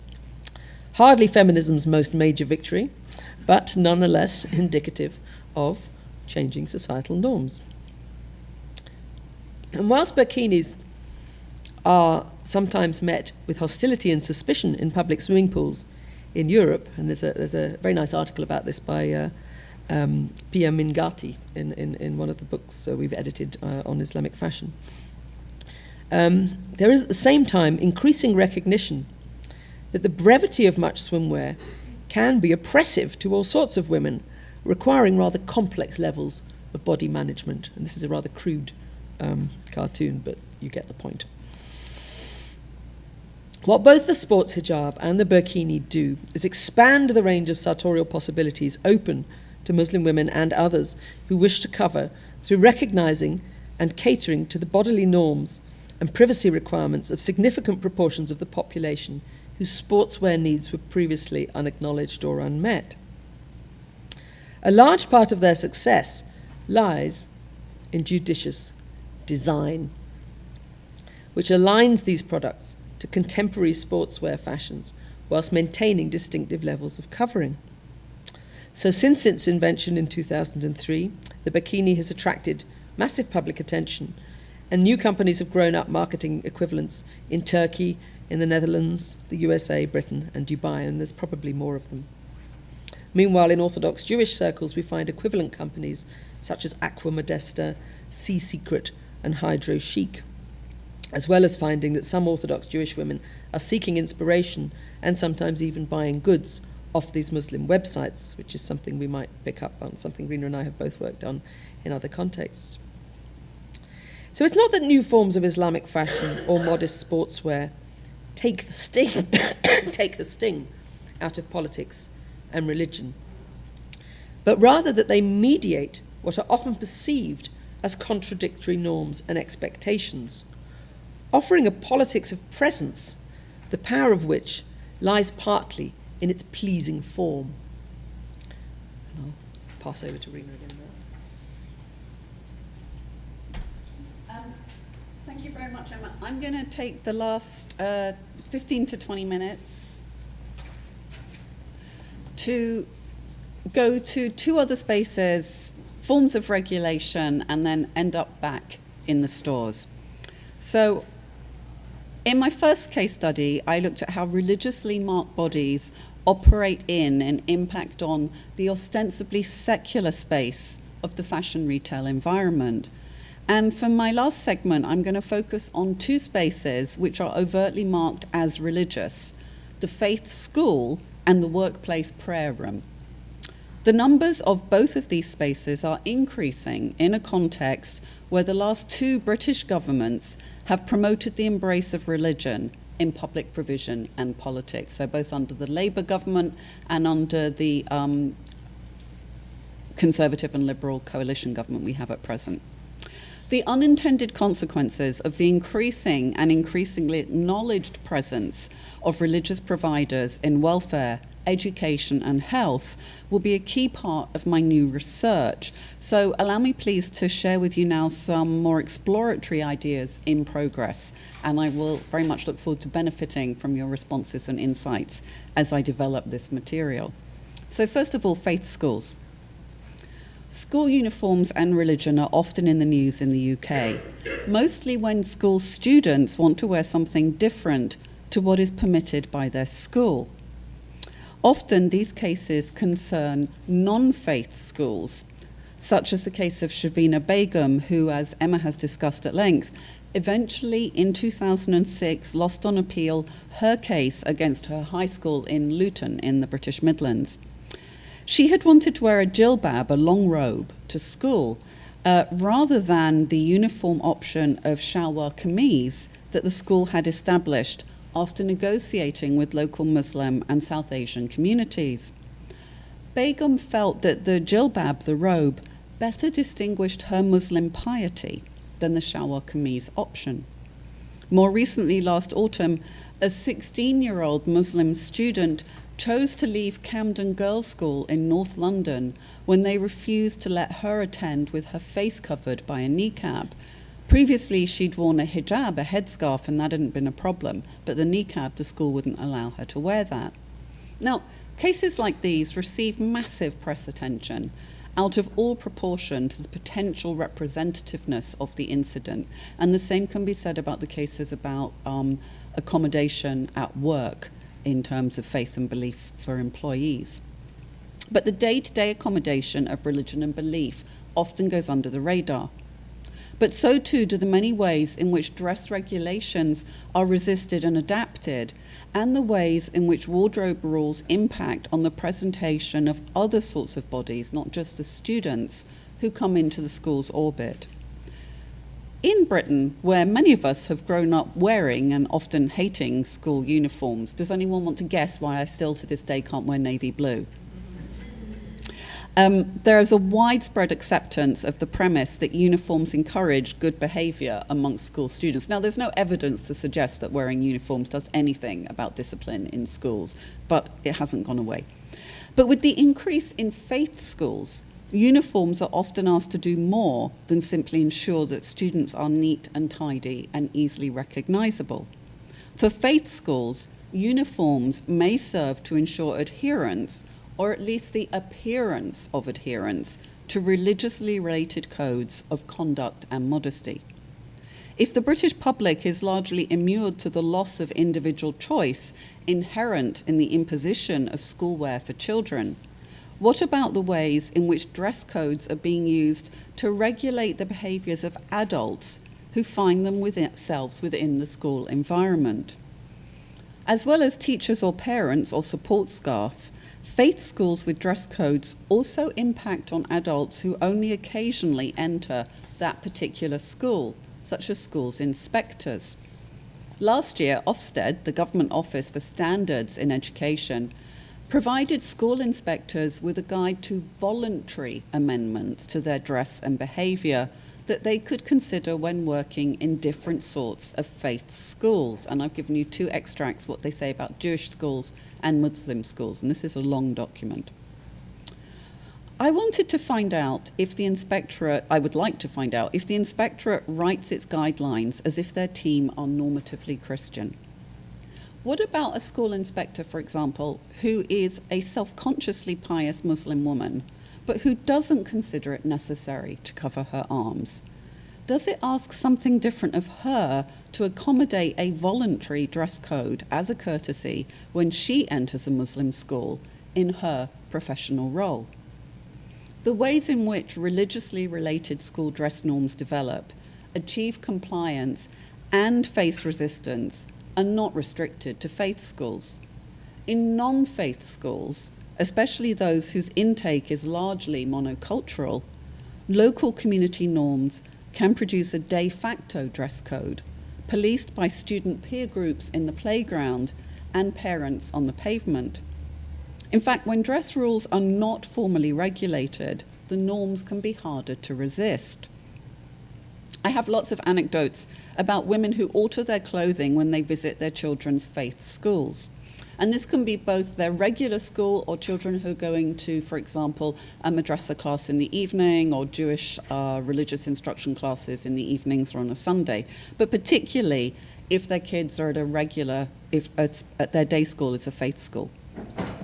One modern Orthodox Jewish mother who wears trousers to work told me that she keeps a skirt in the trunk of her car in case she gets a phone call and has to rush over to pick up a sick kid from school. A Muslim woman who had chosen to wear hijab earlier in her life, but who subsequently decided that she could dress modestly with her head uncovered, keeps a scarf in her handbag to put on before she arrives at the school gates. In Canada, a woman whose kids are at an Islamic school was mortified when the imam walked past her putting on her abaya in a nearby car park. So she obviously parks further away from the school now so that she can make that transition before she's seen. Following Maguire's reminder that, quote, at the level of the individual, religion is not fixed, unitary, or even necessarily coherent, I want to suggest we see these instances as part of religious life, not as a sign of inauthenticity or a lack of commitment to religious and religio-ethnic forms of life. These women are not being inauthentic or hypocritical or being bad Jews or failed Muslims. They are willing to pay the price of appearing to accept the school dress code in order to give their children access to a faith-based education that they think is of value. I recently asked several teachers and head teachers how they deal with parents and teachers, their head teachers and teachers at faith schools, and whether it's sufficient for co-religionists simply to appear compliant and not rock the boat. Overall, the teachers and principals I spoke to were very accepting that families have a variety of religious practices. For example, the head teacher at Hasmonean, which is a modern Orthodox girls' school in North London, speaking at a recent faith and fashion event in London, told the audience that we do have a dress code for staff. Jewish staff, if they're not in the Jewish studies, the religious department, if they're female and married, they don't have to cover their hair, but all female staff are expected to wear skirts and to wear tops that have sleeves that are long enough and have a fairly high neckline. There is exceptional permission for the sports teacher to wear a tracksuit with trousers when she's teaching sports, but this doesn't extend to other occasions such as school outings or parent-teacher meetings, for which the sports teacher is expected to change into a skirt. But the principal, thinking about the trousers issue, reflected that if she were to have an Orthodox Muslim woman, as she put it, on her staff, and, quote, if they were come to me and say, actually, their dress is shalwar kameez and they want to wear trousers, I don't think there'd be an issue with that. So I thought it was a very interesting intersection there. In the obverse, when I was researching for this event, I spoke to a teacher from a Muslim girls' school, and she told me the girls wear a manto, the Iranian-style long coat jacket over trousers. That's in a particular color. So that's a uniform that they wear. And they wear a shayla, the oblong scarf, for their hijab. And she said they can style the scarves any way they want for their hijab. So they can have variety there. But I asked her what would happen if she had anyone that wanted to wear a face veil and a niqab. And she said that hadn't come up yet. This was a Shia school. But if anybody had wanted to wear a niqab, either students or staff, then that wouldn't be okay. They would probably say no. So far, any potential staff who wear niqabs had self-selected out, and it hadn't come up with students, but this was the limit case for her about what would count as appropriate religious body management. And I'd be really interested to know, as I go forward, whether any of these sorts of schools have been asked to make an accommodation, a reasonable adjustment for someone whose religious performance exceeds their boundaries in terms of formality and orthodoxy. So we go back to the shops. Intra-religious power politics can also undermine corporate provision intended to meet legal obligations under the faith and belief jurisdiction. In the prayer room at the flagship branch of Debenhams department store on Oxford Street, another part-time shop assistant, Razia, found herself having to deal with pressure from other Muslim employees to upgrade her modest presentation. Now, Razia had worked in fashion retail since she was part-time, since she was a teenager, part-time. And she didn't start wearing a headscarf until she was in her early 20s. And she described herself as very fond of what she called regular fashion. She depicted her Bangladeshi family as, quote, not religious, but she nonetheless grew up in a Muslim habitus that required a certain degree of modesty. She would never have worn, she told me, for example, a skirt so short that my mum would kill me. Absent from her family and community background, however, was any familiarity with the garments, the jilbab or the abaya, associated with the Arabian Peninsula that, as Emma has demonstrated elsewhere, are favoured by some revivalists as closer to the dress of the Prophet's era. Imagined to be closer to this because they come from that region. Razia presented herself as unaware of what she called the correct terminology for such Islamic garments as the jilbab or abaya. She said, I've only learnt those two words in the last 2.5 years, maybe. And she was aware at Debenhams of other staff, quote, who were already wearing the whole thing. But she didn't actually encounter them until she went to the prayer room during Ramadan. She was really thrilled to find out there was a place at work where she could go make her prayers. And this was particularly important to her during the Ramadan period. And she said, I met a few girls in there who cover more than me. They'd actually wear the full thing, and they were a bit more practicing, a bit more knowledge of the religion. And they'd try and give you some advice and say, oh, you should try and wear the full thing, and so on. I felt a bit uncomfortable because I listened to them, but I felt like I was being in denial. I don't feel comfortable wearing the full thing. It's probably something to do with the person I was before. I love my jeans, I love my Western clothing, I wear dresses sometimes. I have like a mixture. I like the variety in my life. This unsolicited advice was presumably effected as a form of woman-to-woman dawah, the obligation to enjoin other Muslims to greater piety that the Islamic revival has extended from the ulema to incorporate the lay population. Razia's access to the no doubt carefully neutral physical environment of the non-denominational prayer space provided by the store as part of their staff diversity HR policy is impeded by a form of intra-religious surveillance that escapes the purview of the HR department.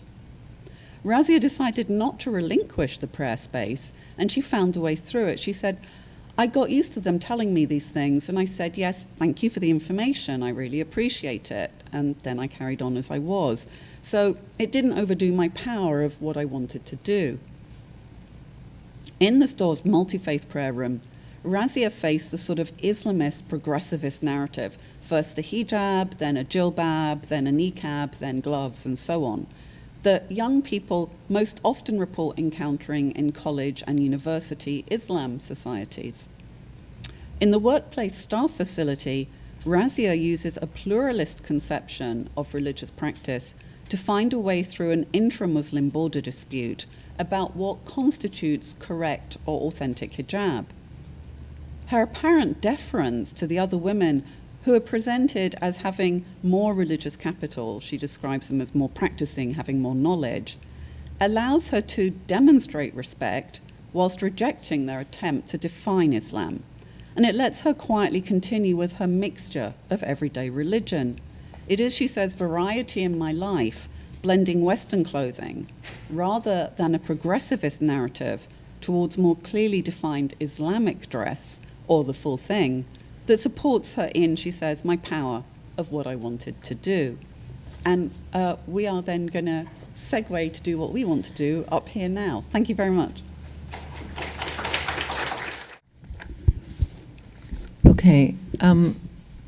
Could I ask just somebody who's a helper if they could grab a microphone when we do start questions, or a couple at either side, just to pass them around. Thank you. There's so much there. It's there's so many questions to ask, but thank you both very much. It was just incredibly stimulating. One thing that came to my mind, and I think partly because I'm English, I was British, I was born in the UK, but I haven't lived there for 20 years. And when I go back as a visitor, I just obviously make contrasts between the laws that you're talking about on various levels, either the state laws or more kind of implicit laws, comparing them to the United States, and also, broadly attitudes towards religion in, of course, Britain being a very small country, but very, very ethnically, racially diverse, but declaring it or not declaring it in such a different way from the United States. So I just wondered about, this is obviously a huge question, but those comparisons, at a sort of national level related to different faiths and religions, and, the change in the last 20, 25 years with, in scare quotes, globalization. I just wondered if you wanted, it's a very broad thing to say, but just any comments on, because you both talked about change and history and obviously, fashion in relation to change, but obviously these literally changes in laws, like the 2003 laws you mentioned, Reina, but, also changes in laws which are, much more to do with kind of social cultural laws. So it's a kind of huge framing, but nevertheless, if there's anything you want to, you could say. Particularly Emma, when you were talking about your work, in different countries for your work on hair. So I don't know whether there's any comments in terms of. Well, I suppose the particular emphasis on secularism, or the way in which secularism is kind of embedded in its place in governance, is obviously significant in relation to how these things are dealt with. So, for example, in France, which has a much more explicit and a secular constitution, then these types of dress are really seen as as a threat in a quite substantial way, and hence the banning is much more likely to occur in those kind of contexts. So it does depend, obviously, on the particular histories. Sure. It also depends to some extent on the particular migration histories that have led to particular populations being where they are. Yeah. And a kind of backlog of relationships that's been going on, of accommodation or whatever else, that inflect how things are dealt with at particular times. So for example, you had Sikhs employed in the British Army, and you had an army uniform that incorporated the Sikh turban and so forth. So you've got sort of longer relationships that are going on, and so on. But in a sense, I suppose what we were showing was how these things, how it's also how there's a sort of, it's the practices really that are gradually edging things in different ways that lead to changes, both in the fashions and in the law kind of thing. So it's that kind of interaction. But the possibility of that range of practices is much greater in somewhere like Britain than, say, France and probably in the United States. Yeah, which I think is so interesting, Yeah. And I think it is absolutely about different models of secularity and different ways of understanding secularity. And I think it's really important then that when we talk about this area of work, that we talk about multiple secularities and different ways of understanding what secularity is and how that impacts on people's lives. So obviously the model of secularity in America, the way that church and state is separated here, is very different to the model in France or to the model in Britain, which is not a secular state. We have an established church. Despite that, most people's perception of culture is that it is secular. but also the secularity. I mean, as Talal Assad and others have argued, that you encounter here is one that has emerged out of a dissenting Protestant tradition. Yes. The secularity in France is a French Catholic secularity. Turkey is a secular republic, but it's a Sunni Muslim secular republic. And all those things make a massive difference to the way in which majority as well as minority religions are understood. And of course, all these things change around over time and change in relation to local and global events. And I think that for thinking about it in the context of this week's conference here and at Cardozo, thinking about the ways in which religions interact with formal state law or with federal law. Of course, the fact that Sikhs were established in Britain as an ethnicity is something that the Sikh community actively set out to do, often through dress. So the turban isn't one of the 5 Ks that are required of Sikhism, but it became protected and defended by the Sikh community because it was something that was being stigmatized and that was impeding people's abilities. So Sikhs who were working in the transport system, for example, in Britain, achieved a regulation under the law that gave them exemption. But this wasn't without internal contestation within the Sikh community, whereas the status of Jews as an ethnicity able to avail themselves of the previous race relations law, that had developed over time through different types of cases, rather than it being a strategy. What's happening now in Britain is that minority cultural politics, which at one point were organized around race or ethnicity, now increasingly are organized in terms of faith. Yep. If you want to get rights or representation, you'll go to your local council as a Muslim women's group rather than a Turkish women's group, for example. And I think in a relation to North America or in relation to the United States, the model here is different as well in relation to how religion is understood in the context of not having an established church. So then minority religions frame themselves in relation to that particular context. Yeah. Oh, that's a good point. I'm actually going to open it up, but I just had one really specific question for you, Reina. When you were talking about the shop workers, were you suggesting with your case studies that the wearing of faith-based dress only kind of went up to a certain point in the kind of fashion hierarchy? In other words, it didn't sort of transcend the main, the high street brands. Like you wouldn't find someone, say, in London working in, I don't know, Hermes, wearing a hijab, or was that the indication? Oh, that's so exciting.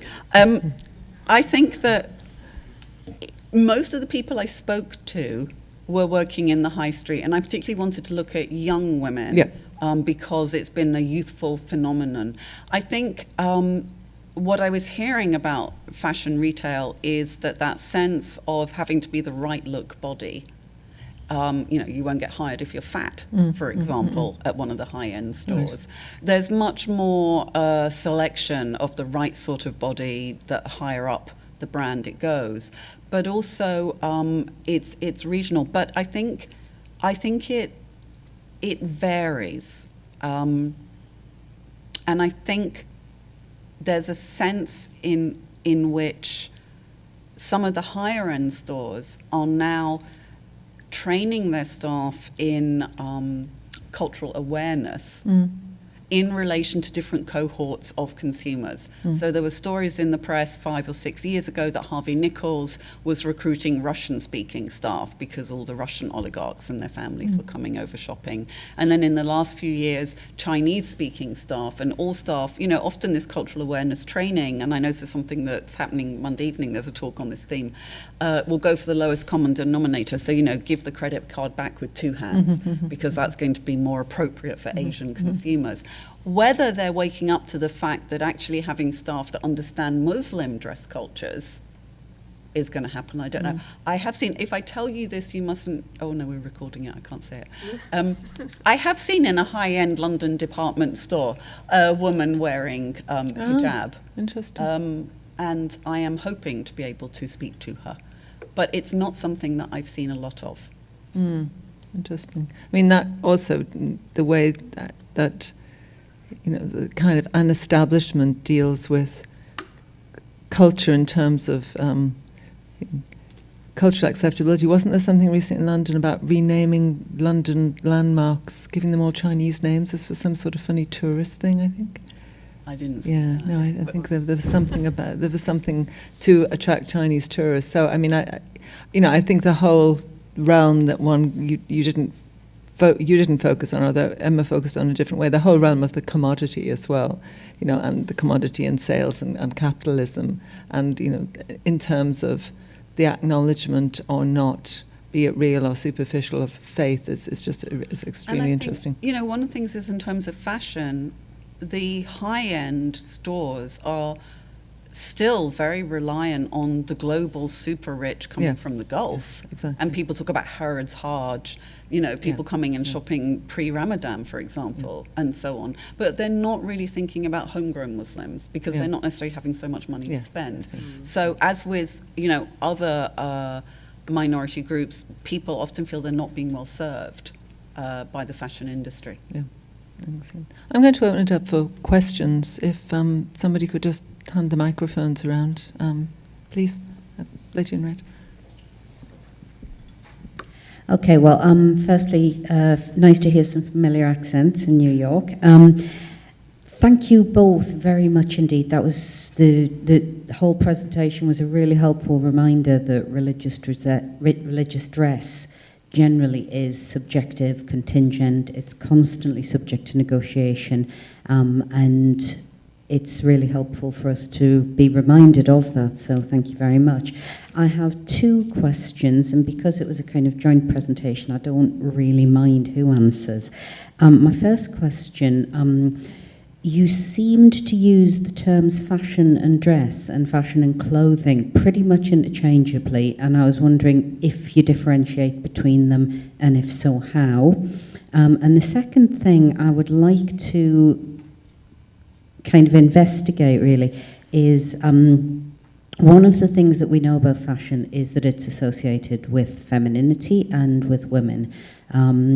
And men's fashion, as we, Anne Hollander pointed out many years ago, men's fashion is very much a subsection within that. Religious dress has implications for men and women equally, but I didn't see any pictures of men on any of your PowerPoint presentations. And if you're talking about fashion and religious dress, if fashion is something we generally associate with women, where does men's religious dress fit into the points that you've been making this afternoon? So yeah, two questions, one fairly short and one a little bit longer. Thank you. Okay. Thank you. Good questions. I think, yes, I am using the terms somewhat interchangeably, and obviously with more time one would go through and distinguish between that. And I think what's very interesting, this is where Emma's study on hair is so important, is that for me it is about the dress body and forms of embodiment. So it's not just about the clothes on the hanger, but about how they're worn. And what's interesting there is, for example, when I was doing research in Brooklyn for the project on modest dressing that Emma and I worked on together, if you go into some of the ultra-Orthodox areas, into the stores, in the changing room, there will be a guide on the wall. And one of the things will say, when you're trying something on, sit down so that you can see where the skirt sits when you're sitting down. So it's very much about how it appears on the body and in the way that it's worn.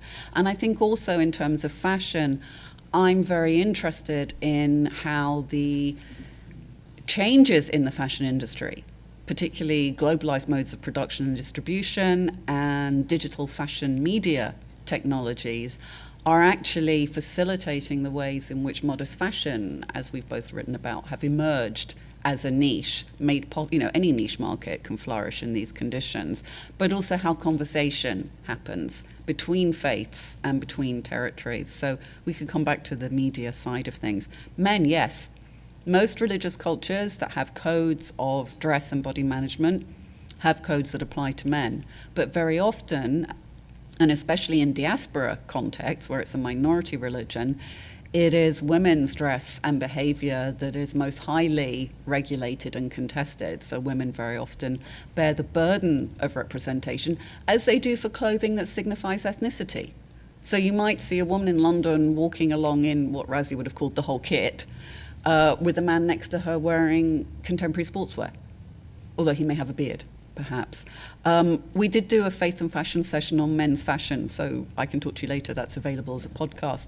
And there's one Sikh blogger, Pardeep Singh, who has a street style blog, which is about cool Sikh men, and he is starting fashion company designing formal wear, so suits for Sikh men that have a pocket that can accommodate the kirpan, the dagger, without tearing it and without spoiling the line of the clothes. So again, that's a design product within Emma's model that's sort of finding a way to make material accommodation for something. But you've got more on men. Yeah, I mean, certainly with the Islamic stuff in the British context, men on the whole have been much less explicitly kind of religiously inflected in their appearance, apart from sort of, the sort of beards and spectacles kind of combination that sort of looks Muslim, but it's less kind of an issue in terms of regulation.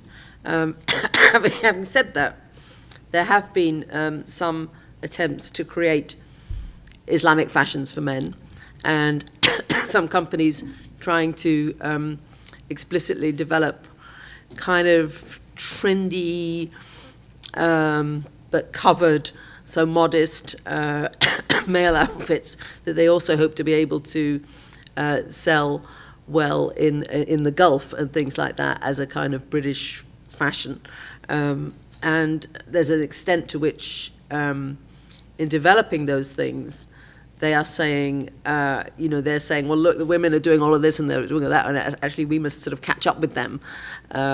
So to some extent, you could say inspired by the women. I don't know if that would be the right word, but on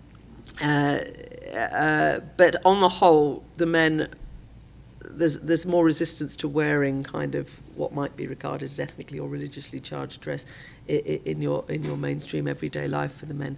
Obviously, the Orthodox Jewish case in New York is different, and I haven't done any research on that.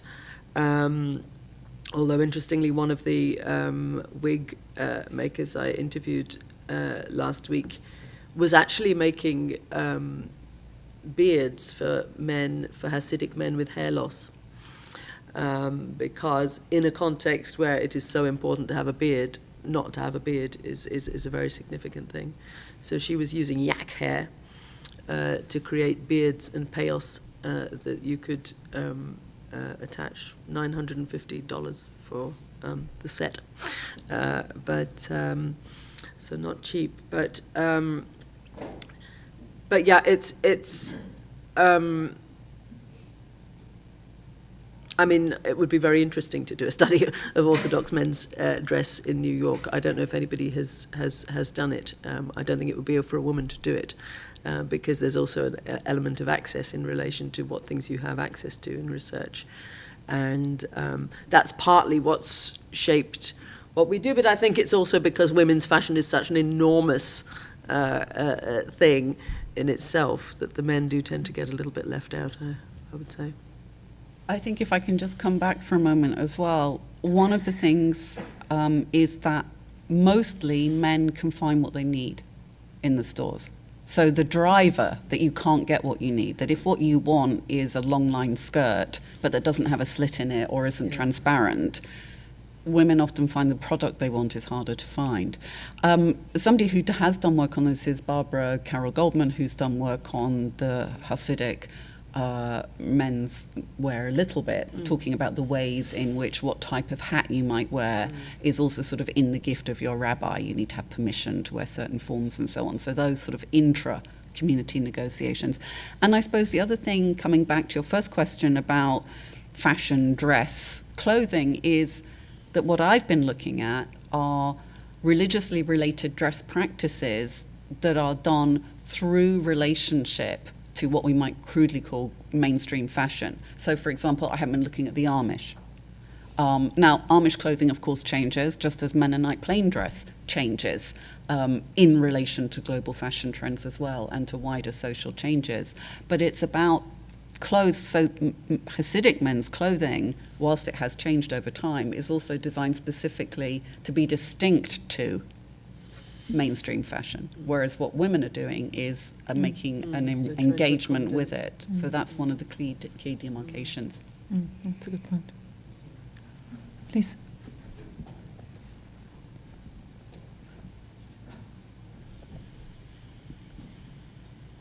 Thanks so much. Fantastic panel, and I mean the trendy Muslim, the global trade in hair. Who knew? You know. So thank you for the eye opener, and also, all my sympathy go to Professor Tarlo too for soldiering on, Yes. showing Sorry such about grace under pressure there. Well done. Jolly good. Thank you. I guess I have two questions as well. One follows on from the last speaker who asked the question of where are the men? My question sort of is the reverse of that, is that I think it's interesting that almost all the images were of women and that the battlegrounds are usually over women's bodies, whether it's too much or too little or whatever. There was a cartoon up there that had that kind of inversion, I think. Was it in your presentation? Right. So I'm just wondering, are implicit in your presentations, both your presentations, is there something you're saying that goes beyond secularity and the religious or beyond modernity and tradition? And is that something patriarchy?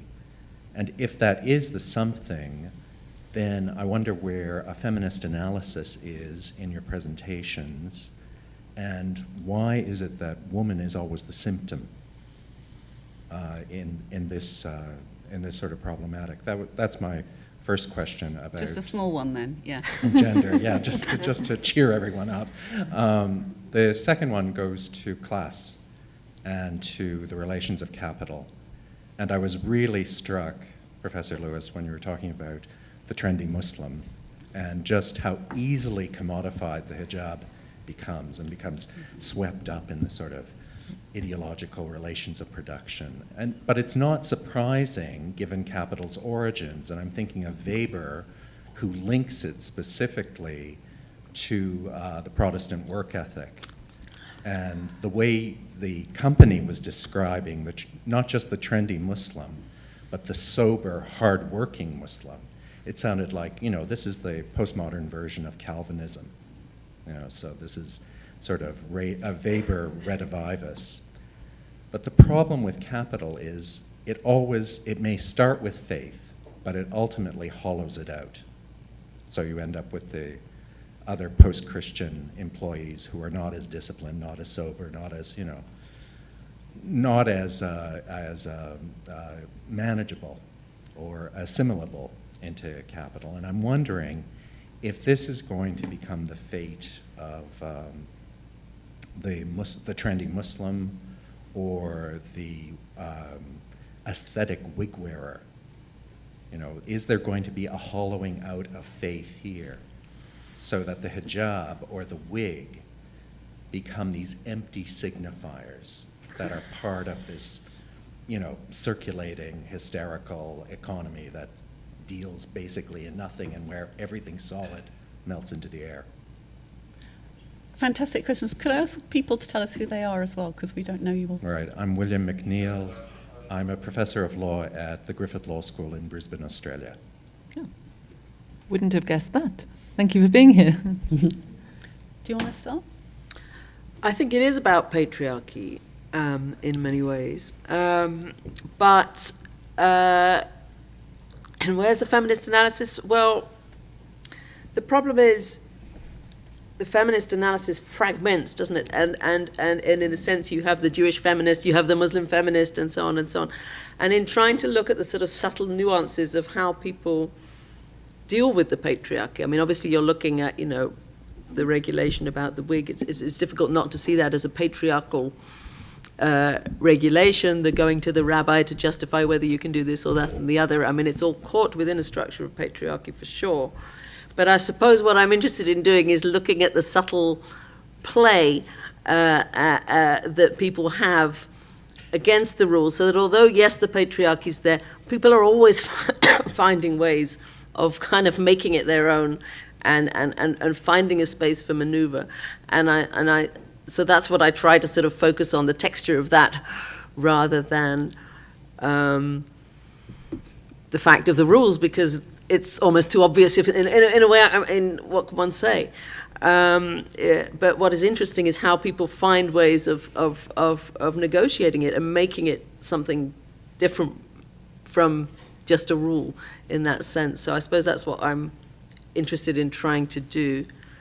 And in terms of the hollowing out of faith, I mean, it's interesting. I mean, you know, one of the early Islamic fashion companies I was looking at in the British context was set up by a convert. Interestingly, you know, he'd studied politics and sociology at LSE and then converted to Islam and ended up designing Islamic clothes. And interestingly, actually, he's the one who started off designing originally for men and then for women.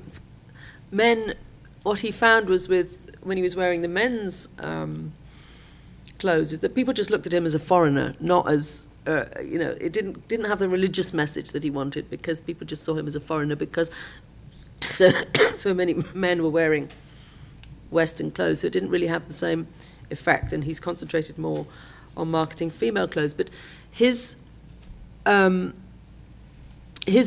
is that the religion is through the aesthetics. So it's not that in making covered dress more beautiful, we remove its religious content, but we can also proselytize through it, because we make it appealing, and therefore we can draw people to the appeal and the beauty of Islam, if you like, through their attraction to the clothes. So he doesn't see that as contradictory. And I suppose the problem with the hollowing out argument, I mean, obviously there's a sense at which, you know, you can ask, and people do ask within these communities, you know, where are your values? You know, if you've got 500 hijabs in your wardrobe, maybe your focus isn't on the right thing. Give some to the charity immediately, kind of thing. And there is that going on. So there's these kind of judgments going on internally. But at the same time, I think people's action, they are trying to do two things simultaneously. And I don't think, for many people, I don't think it annuls the religious content, the fact that it's aestheticized. So for the Jewish women in particular, they'll say, okay, well, there's a law that we must cover our heads. So, but it doesn't say we have to be ugly. It doesn't say, you know, and it's good enough that we're obeying that law. So we can find really good ways of doing it. So it doesn't really annul their sense of, lessen their sense of it being a religious thing. The fact, I mean, I was actually in a salon the other day. A woman came in. She has a $5,000 wig, you know, and she was just wanting just a tiny little bit more hair added to the sides. And she was explaining to the wig maker, look, it's a religious girl's thing, you know, because he was saying, well, look, the ears, you know, there's less hair on the ears. You know, you just don't have so much hair around here. So, you know, I don't want to add more hair here. He didn't want to do it on aesthetic grounds.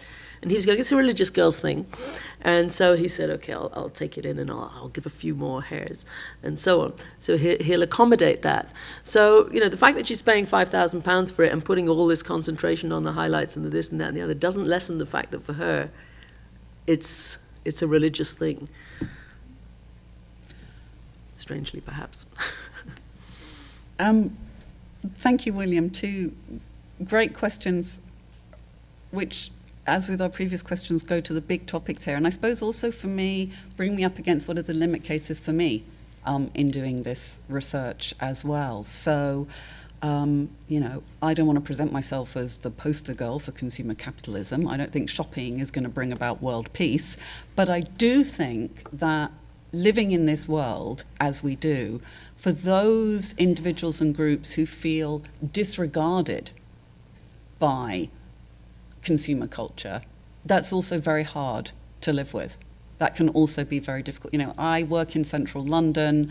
A friend of mine's son was being bar mitzvah. I went into a local enormous department store. I feel this is BBC rules, I won't name them, to their enormous card section, and they didn't have any bar mitzvah cards. 4 weeks previously, they hadn't had any Eid cards either. Now, it's not that I think that finding those things is going to change social relations, but actually what it does is bring you up against those secular norms of particular places that then exclude you when your cultural moments aren't available for participation. And I think the question about class and capital and the problems of being commodified, what I'm seeing in Muslim fashion and in amongst other religious communities, but particularly amongst Muslim fashion, is more and more now there are designers and distributors who are concerned about ethics within fashion. Now, we know, as Hazel was saying with the Rana Plaza Memorial yesterday, that this is a very big story, particularly for women consumers, and it's often women's consumption of fashion that gets attacked about being not sustainable and not ethical, whereas people don't come down quite so hard on men buying gadgets for their cars, or where does the fabric in your new car come from, who made that? But more and more now, the distributors who have online portals or the companies who are manufacturing say, if I'm doing this as part of my Islamic values, it's not just about the clothes and how they cover the bodies of my consumers, it's also about how they're made and the labor relations in the places that they're made. So those things come together as part of a moral religious practice for some people as well. Now, you might say, well, yes, but you're still making more stuff and selling it, and who needs it? But then that's true across the whole sustainable fashion sector. But there are more and more people who are knitting faith and fashion and spirituality, and that's where it goes beyond individual religious denominations into the wider sense of spirituality. And so for me, thinking about religion as faith, belief, spirituality also allows you to open it up. The number of people in surveys who say, well, I'm not religious, but I am spiritual. Or, you know, I'm an observant Jew and I go to yoga, or I do meditation. So that blending, again, is a way of thinking about what religion means in people's daily lives now. And that's where sociological approaches to everyday religion I find very helpful. And I think, you know, the secularization thesis, the idea that, you know, modernity would bring about the end of religion, has been discounted. Clearly, we're having a resurgence of religion, both organized religion and different forms. But patriarchy, for people from within religious communities, is as much of an issue as it is for people who consider themselves to be secular.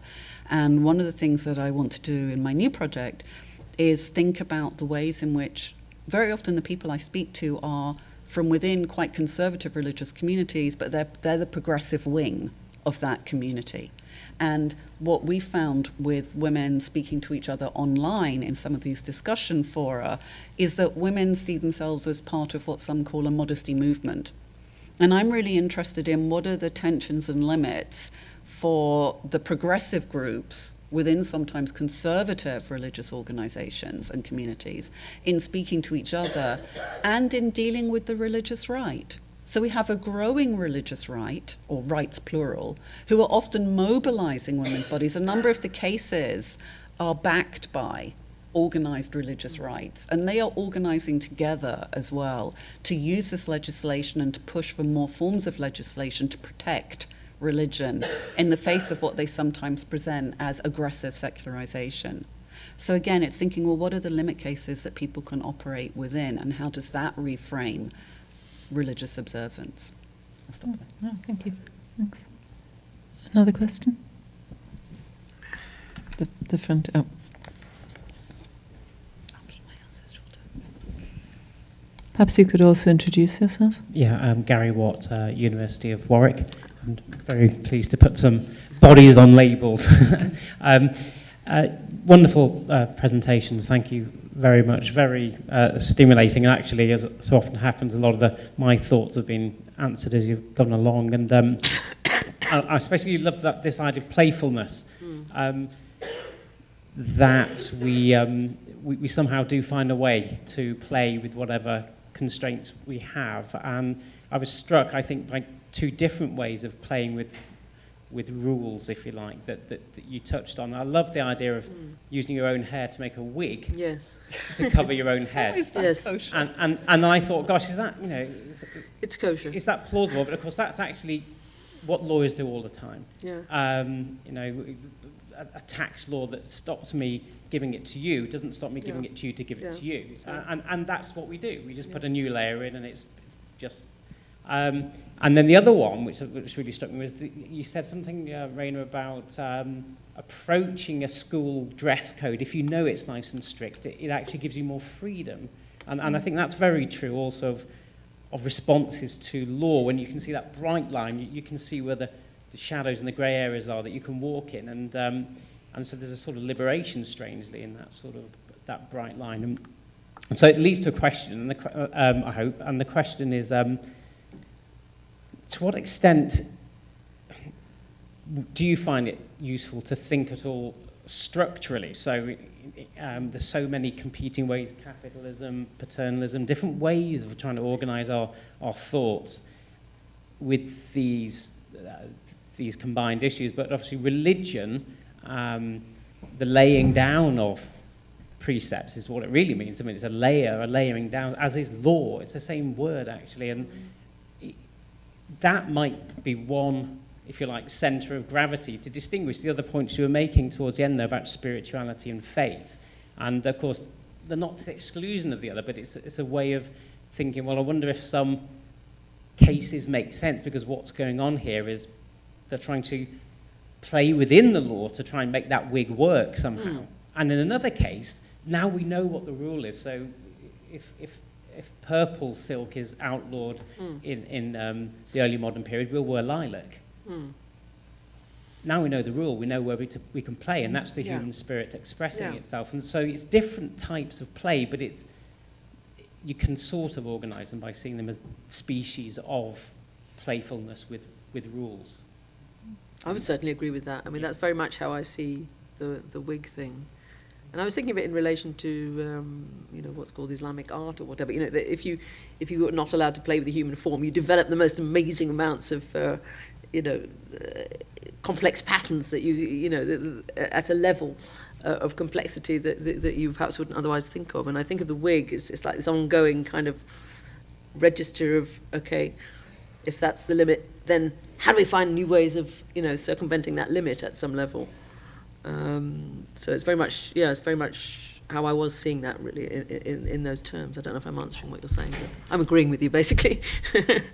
Hi, I mean, I suppose what I would say in response to that is, the clearer the regulations are about something, then the easier it is to find ways around them. But then, of course, the regulations will keep finding new ways to sort of challenge, well, not that colour violet, or that shade of violet actually constitutes purple, or whatever. One of the things that characterises the way that I've approached this topic is that I don't look at the religious verses. I don't include them in my writing, and I don't ask people directly about it. Now, often people will bring that in as part of their explanation in the way that they're telling me something, but my position is I am not doing theological research. I don't come from religious studies or from theology. It's about the way that people, individuals, groups, and organizations interpret those rules. And I would always say that I see those interpretations as historically and spatially contingent, and that those interpretations will constantly change over the course of a person's life and the way that they engage with them. So that would have been a different way to go with the work, but it hasn't been the way that I go with it. And I suppose that's also methodologically allows me to show respect for the way that people are interpreting things, but also to say that's what I'm not doing. And I think particularly for religious groups that feel persecuted, So I've developed my set of FAQs. I discovered, when I was approaching Muslims, can I talk to you about your blog? Can I talk to you about your clothes? I sort of would get this longer and longer. My opening email would then incorporate all the questions that I anticipated coming up, which would be to say, I'm not Muslim, I'm not hostile to the hijab, I'm not promoting it either. And we've talked about this as well, which say, I need to make my position clear on this. Somebody might tell me this is the required way or the right way. I don't say, well, no, it's not, or actually, didn't you think about such and such? But neither do I say, this is the way in which these verses are interpreted. Thanks. There was is there a microphone? And if you could introduce yourself, thank you. Hi, I'm Ben Barry from Ryerson University in Toronto, and I have a quick question about sort of the virtual space.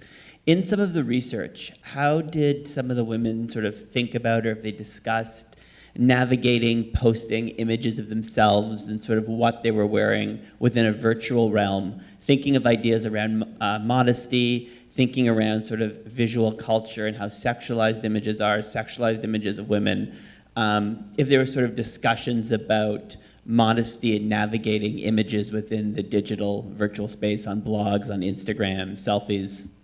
You bet. Yeah. You wanna start? It's huge. There's all sorts of hijabi fashion bloggers, and Reina we both worked on a project which was about Islamic, modesty online, and not. You better carry on. I'll carry on while she dies, and then we'll come back. Poor Emma. Oh, Lord. She's not being punished. It's not a curse for doing something bad. She's just got a horrible sickness. Sorry. It's a massive issue. And it's a massive issue both in terms of fashion mediation, so companies, and this is an issue across the Abrahamic faiths that we looked at, issues about how you represent the body. So a number of the early brands, for example, showed the product just as a product shot or on a mannequin, but they didn't show bodies. Or, for example, ML Magazine, the British Muslim lifestyle magazine, initially would do its fashion shoots for editorial and then crop the image here. Known apparently as the French Revolution approach in the office. I found out afterwards from Sarah Joseph, the editor at the time. In those in those sports hijab advertisements, initially the chap who ran the hijab shop online store got into trouble for the fact that the girls had Eyebrows. black eyebrows. Yeah. So there's a level of scrutiny and self-regulation, but also fashion imagery changes really fast. So I would say in 10 years, we've seen 2, if not 3 micro-generations of style. And that's why I put up that image of Maisa Hannah Tajima Simpson's brand, because she got a lot of flack for that as well, but she was very determined that that's what she wanted to do. So she showed, some décolleté and somebody leaning over, and you could see the model's arms and so on. Blogging has changed. So the early generation of hijabi bloggers and modest bloggers and in the different faiths would have put one picture up, for those of them that did personal style blogs, and they could sort of control the images. And then with the new technologies, so for example, smartphones, means that everyone is taking pictures. So you get an increase in volume, and then you get selfies. So now it's not even necessarily people who are formally hosting blogs, but ordinary kids who are putting their images out there. Barjis Chauhan, who's a British Muslim modest designer, was saying recently at an event, it's a real problem. So there's these hijabis who are taking selfies of themselves, and you don't have to pose, you don't have to pout. How is this modest? What are you doing? The same concerns that grown-ups have about kids or young people putting their image out there.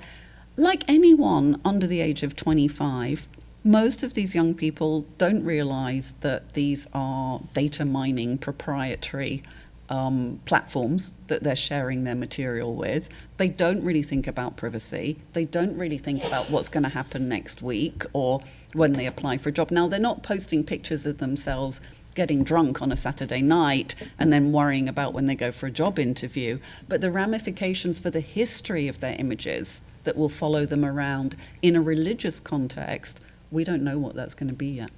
There's a huge amount of discussions of modesty online, aren't Yeah, there? it's And the massive. sort of policing of each other's appearance and putting, pasting up different possible outfits and, you know, discussing them and so on and so on. There are, you know, discussion forums where people make up poems to their wigs, you know, using or use like pop songs like "Give me a man after midnight," but give me a sheitel, or, you know, I mean, this kind of stuff. I mean, a lot of play with all this stuff, so that it's very much in public debate. And one of the things that was interesting when we were looking at that was also how it's also a space where women move away from these kind of the more sort of patriarchal male models, that you know, your local imam or your local rabbi. It's a space where there's a lot of women are actually sort of deciding amongst themselves what they can do within that space and what's acceptable and what's not, and whether this outfit will go or not. And then there are the kind of the mocked figures, the hot honey in the Jewish world, and the you know, the sexy hijabi that are kind of, you know, that people joke about, but, you know, there's a lot of play with all of that. So it's very much out there in the social media. And I think, going back to your point about playfulness, the other thing that happens is the media allow new forms of surveillance and regulation. So for the earlier generation of bloggers, so 10, 12 years ago, they could moderate the comment stream. Once you go to YouTube, it's just uncontainable. So the volume and the ferocity of the criticism that comes in, and quite often it appears to be from men, or people deduce that it's from men. So there's a sense of, these aren't the people we're writing for. They're not in their bedroom working out how to style their hijab, but they're watching my hijab styling tutorials, and then they're flaming me with their hostile criticism. So then you get a load of other women, you know, pining and saying, leave her alone. Yeah. But that can also be about internal debates about what counts as the right wear. You know, you're wearing a hijab, but your tunic top is too short. So there's really a lot of surveillance, but also resistance in there too. And these hijab tutorials, which are a big thing, aren't they? On YouTube. Any more questions? I just also wanted to follow up outside of the virtual realm, but thinking again about modesty and how it's defined and how it's changed. I mean, being conscious when, say, going to London and seeing, you know, quite young girls on the tube. I mean, one always observes people in the tube, you know, wearing a hijab. I remember one young woman, and looked fabulous, but very made up, and wearing the tightest jeans. You know, so I mean, modesty relative to covering the body, and I mean, this is absolutely not my realm, it's absolutely yours, but modesty relative to covering the body with fabric, but the body still being actually very, very present and enhanced with makeup. I mean, I don't know whether, I mean, presumably that's again a changing conversation. Yeah. I mean, one of the things that fascinates me is these very high kind of hijab styles, which are built up really, really high. So in order to achieve that, you'll put your own hair in a bun, and then you'll add added cloth around your own hair to sort of maximize the size, to build it up, and then build, or add a foam attachment, and then build your hijab on top of that. So although you're covering your hair to be modest, you're also implying that if you took off this covering, your hair would be so long it would trail down to your toes, you know. So it's a very interesting message that's going on there. Yeah. So I think that it is also an interesting aspect of that. And I think, sorry, just to add to that, I mean, the whole, we haven't mentioned, but, you know, the whole kind of realm of sexuality, and the presence, you know, of it is, you know, obviously you've done relationships to hair, as you mentioned, but Reina, sorry. I mean, going back to your point about somebody wearing a hijab with tight jeans or lots of makeup, you know, the other thing that we should point out is that women wear hijab for a whole host of reasons. And some women wear it out of personal, spiritual, religious conviction. Others wear it, you know, it is the prevalence amongst the young women, and probably when we started working on them, they were sort of 18 to 28, and now they go from 28 to 38 plus a bit. But that pioneering cohort across the faith was a discourse of choice. And, you know, I'm not being forced to do this, I'm choosing to do this. Now, obviously, there are some women who don't have that much choice. And also, we all know that our choices are contingent and constrained. It's not as if the way that I dress isn't subject to surveillance and regulation as well, even working in the liberal arts academy and Sure. living in London. So women are wearing hijab because that's what means they can go to college, because it acts as a guarantor to their family. Or maybe their family aren't that troubled, but to the wider community, the fact that they've let their daughter go somewhere else to college, the hijab acts as a guarantor. Or sometimes women wear hijab and sometimes they don't. It can be a flexible practice. But again, there's a lot of discussion and scrutiny about how you cover the rest of your body. And some of the bloggers will say, well, these are my standards. There's a real struggle to not judge. I wouldn't wear skinny jeans, or if I wore skinny jeans, I'd wear a top that came down to sort of 4 inches above my knee, but I'm not going to say that she's wrong for doing it that way. Right. And makeup is an interesting thing as well, because now there's a bigger market for halal makeup. So makeup that doesn't contain alcohol in it, for example, or animal products that wouldn't be halal. And when I started in this area, I would always ask people, are you concerned about the makeup? And that was not really on the horizon for a lot of people, which goes back to your question about how easily things are commodified. It's now growing, but also growing because there are more consumers who want organic or cruelty-free makeup. So there's a crossover market niche that's opening up there as well. Oh, interesting. We've got somebody at the front here. Another question? And if you could introduce yourself, please. Thanks.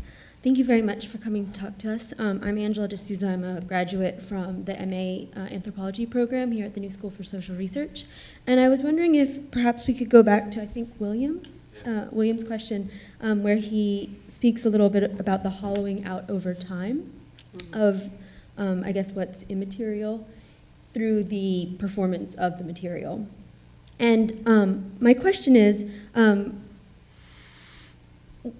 I've read articles about like Ramadan sales, especially in New York, and I'm wondering in London, because I'm not as familiar with the retail and like the fashion scene there, if in a like densely Muslim populated area, if they have these same kinds of like reactions to attract these consumers, and if so, what the response is of 20-something-year-old, both women and men who are Muslim identifying, because I'm a little familiar with a collective here, a Muslim writing collective of 20-something-year-olds who are there's like a backlash and a lot of resistance to this, not just commodification of these articles of clothing, but especially like a blatant, reappropriation of this, these religious events or religious celebration. So I was wondering if you could speak more about that. I slightly lost the question, actually. What exactly was the question? Oh, sorry about that. So I was wondering if whenever William mentioned the hollowing out over time, like I understood it to be there being a temporal aspect, like over time, whenever you talk about the Christians who are, or retail workers who are going out and drinking and doing drugs, if there eventually will be this kind of hollowing out among Muslim or observant Muslim or Jewish workers, for instance. I think in relation, sorry, shall I? In relation to your point about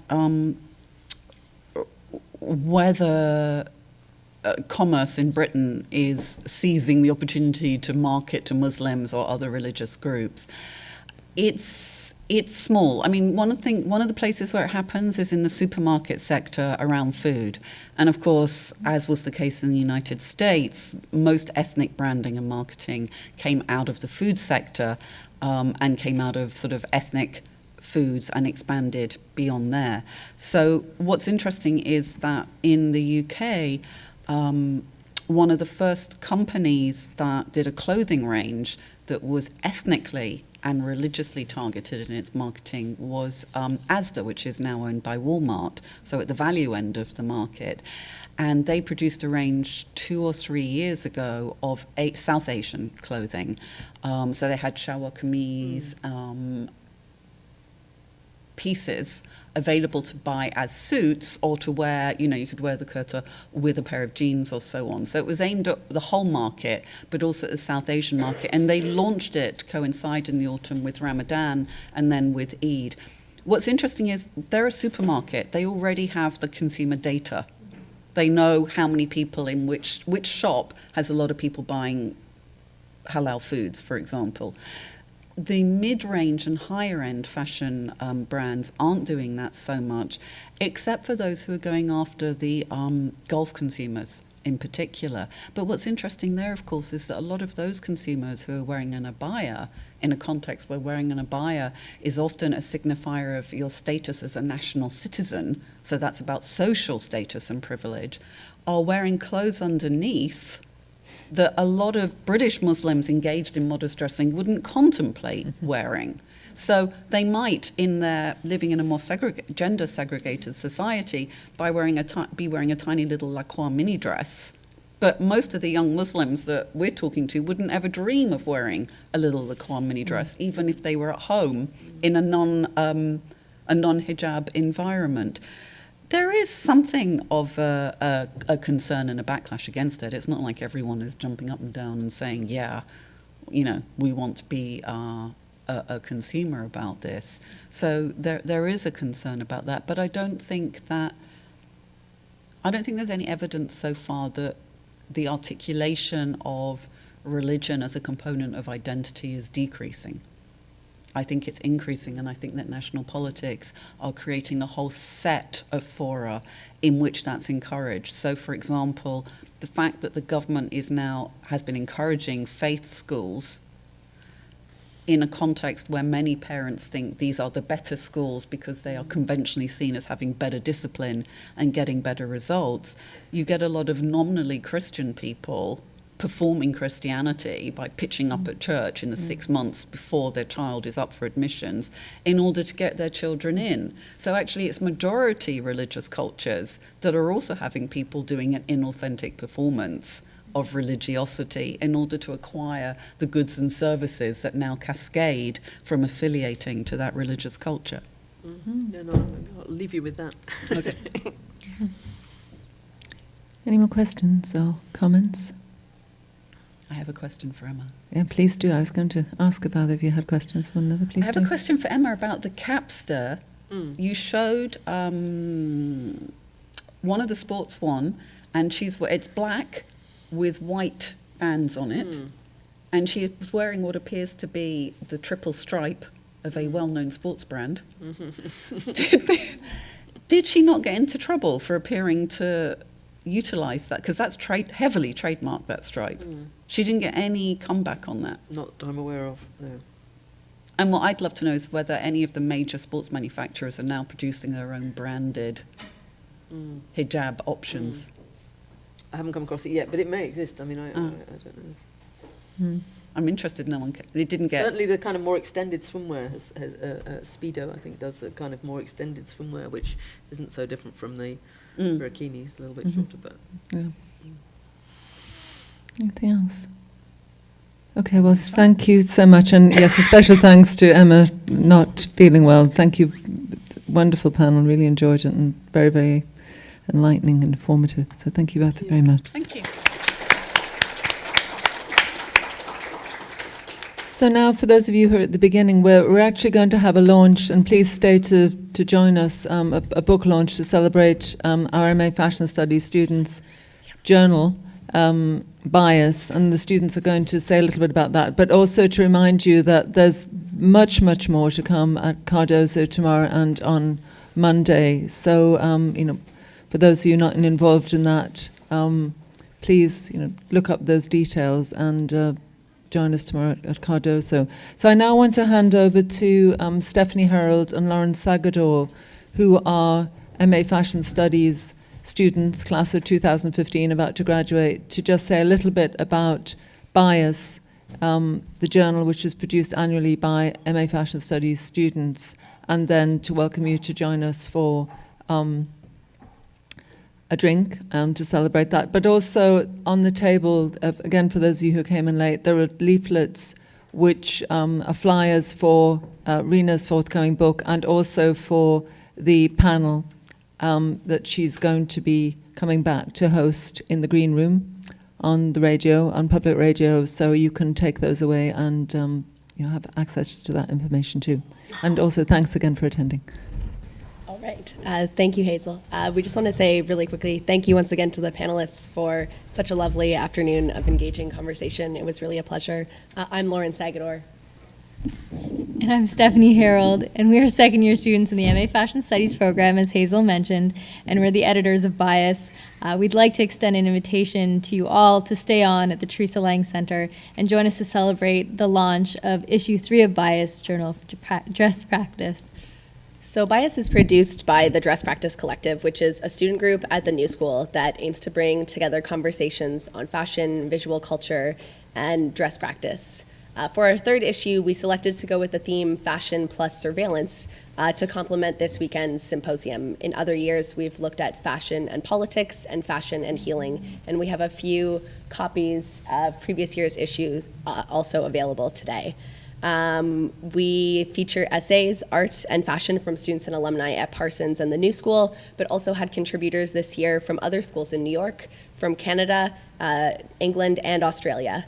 We invite you to take complimentary copies to continue the dialogue we had today on fashion, surveillance, politics, and law. We'd also like to take a moment to quickly thank the New School and the University Student Senate for their support of our project, and to our faculty advisor, Christina Moon, and Dean Sarah Lawrence. Thank you for all your support and help. Please join us and celebrate today. Bias. Thank you. Lunch.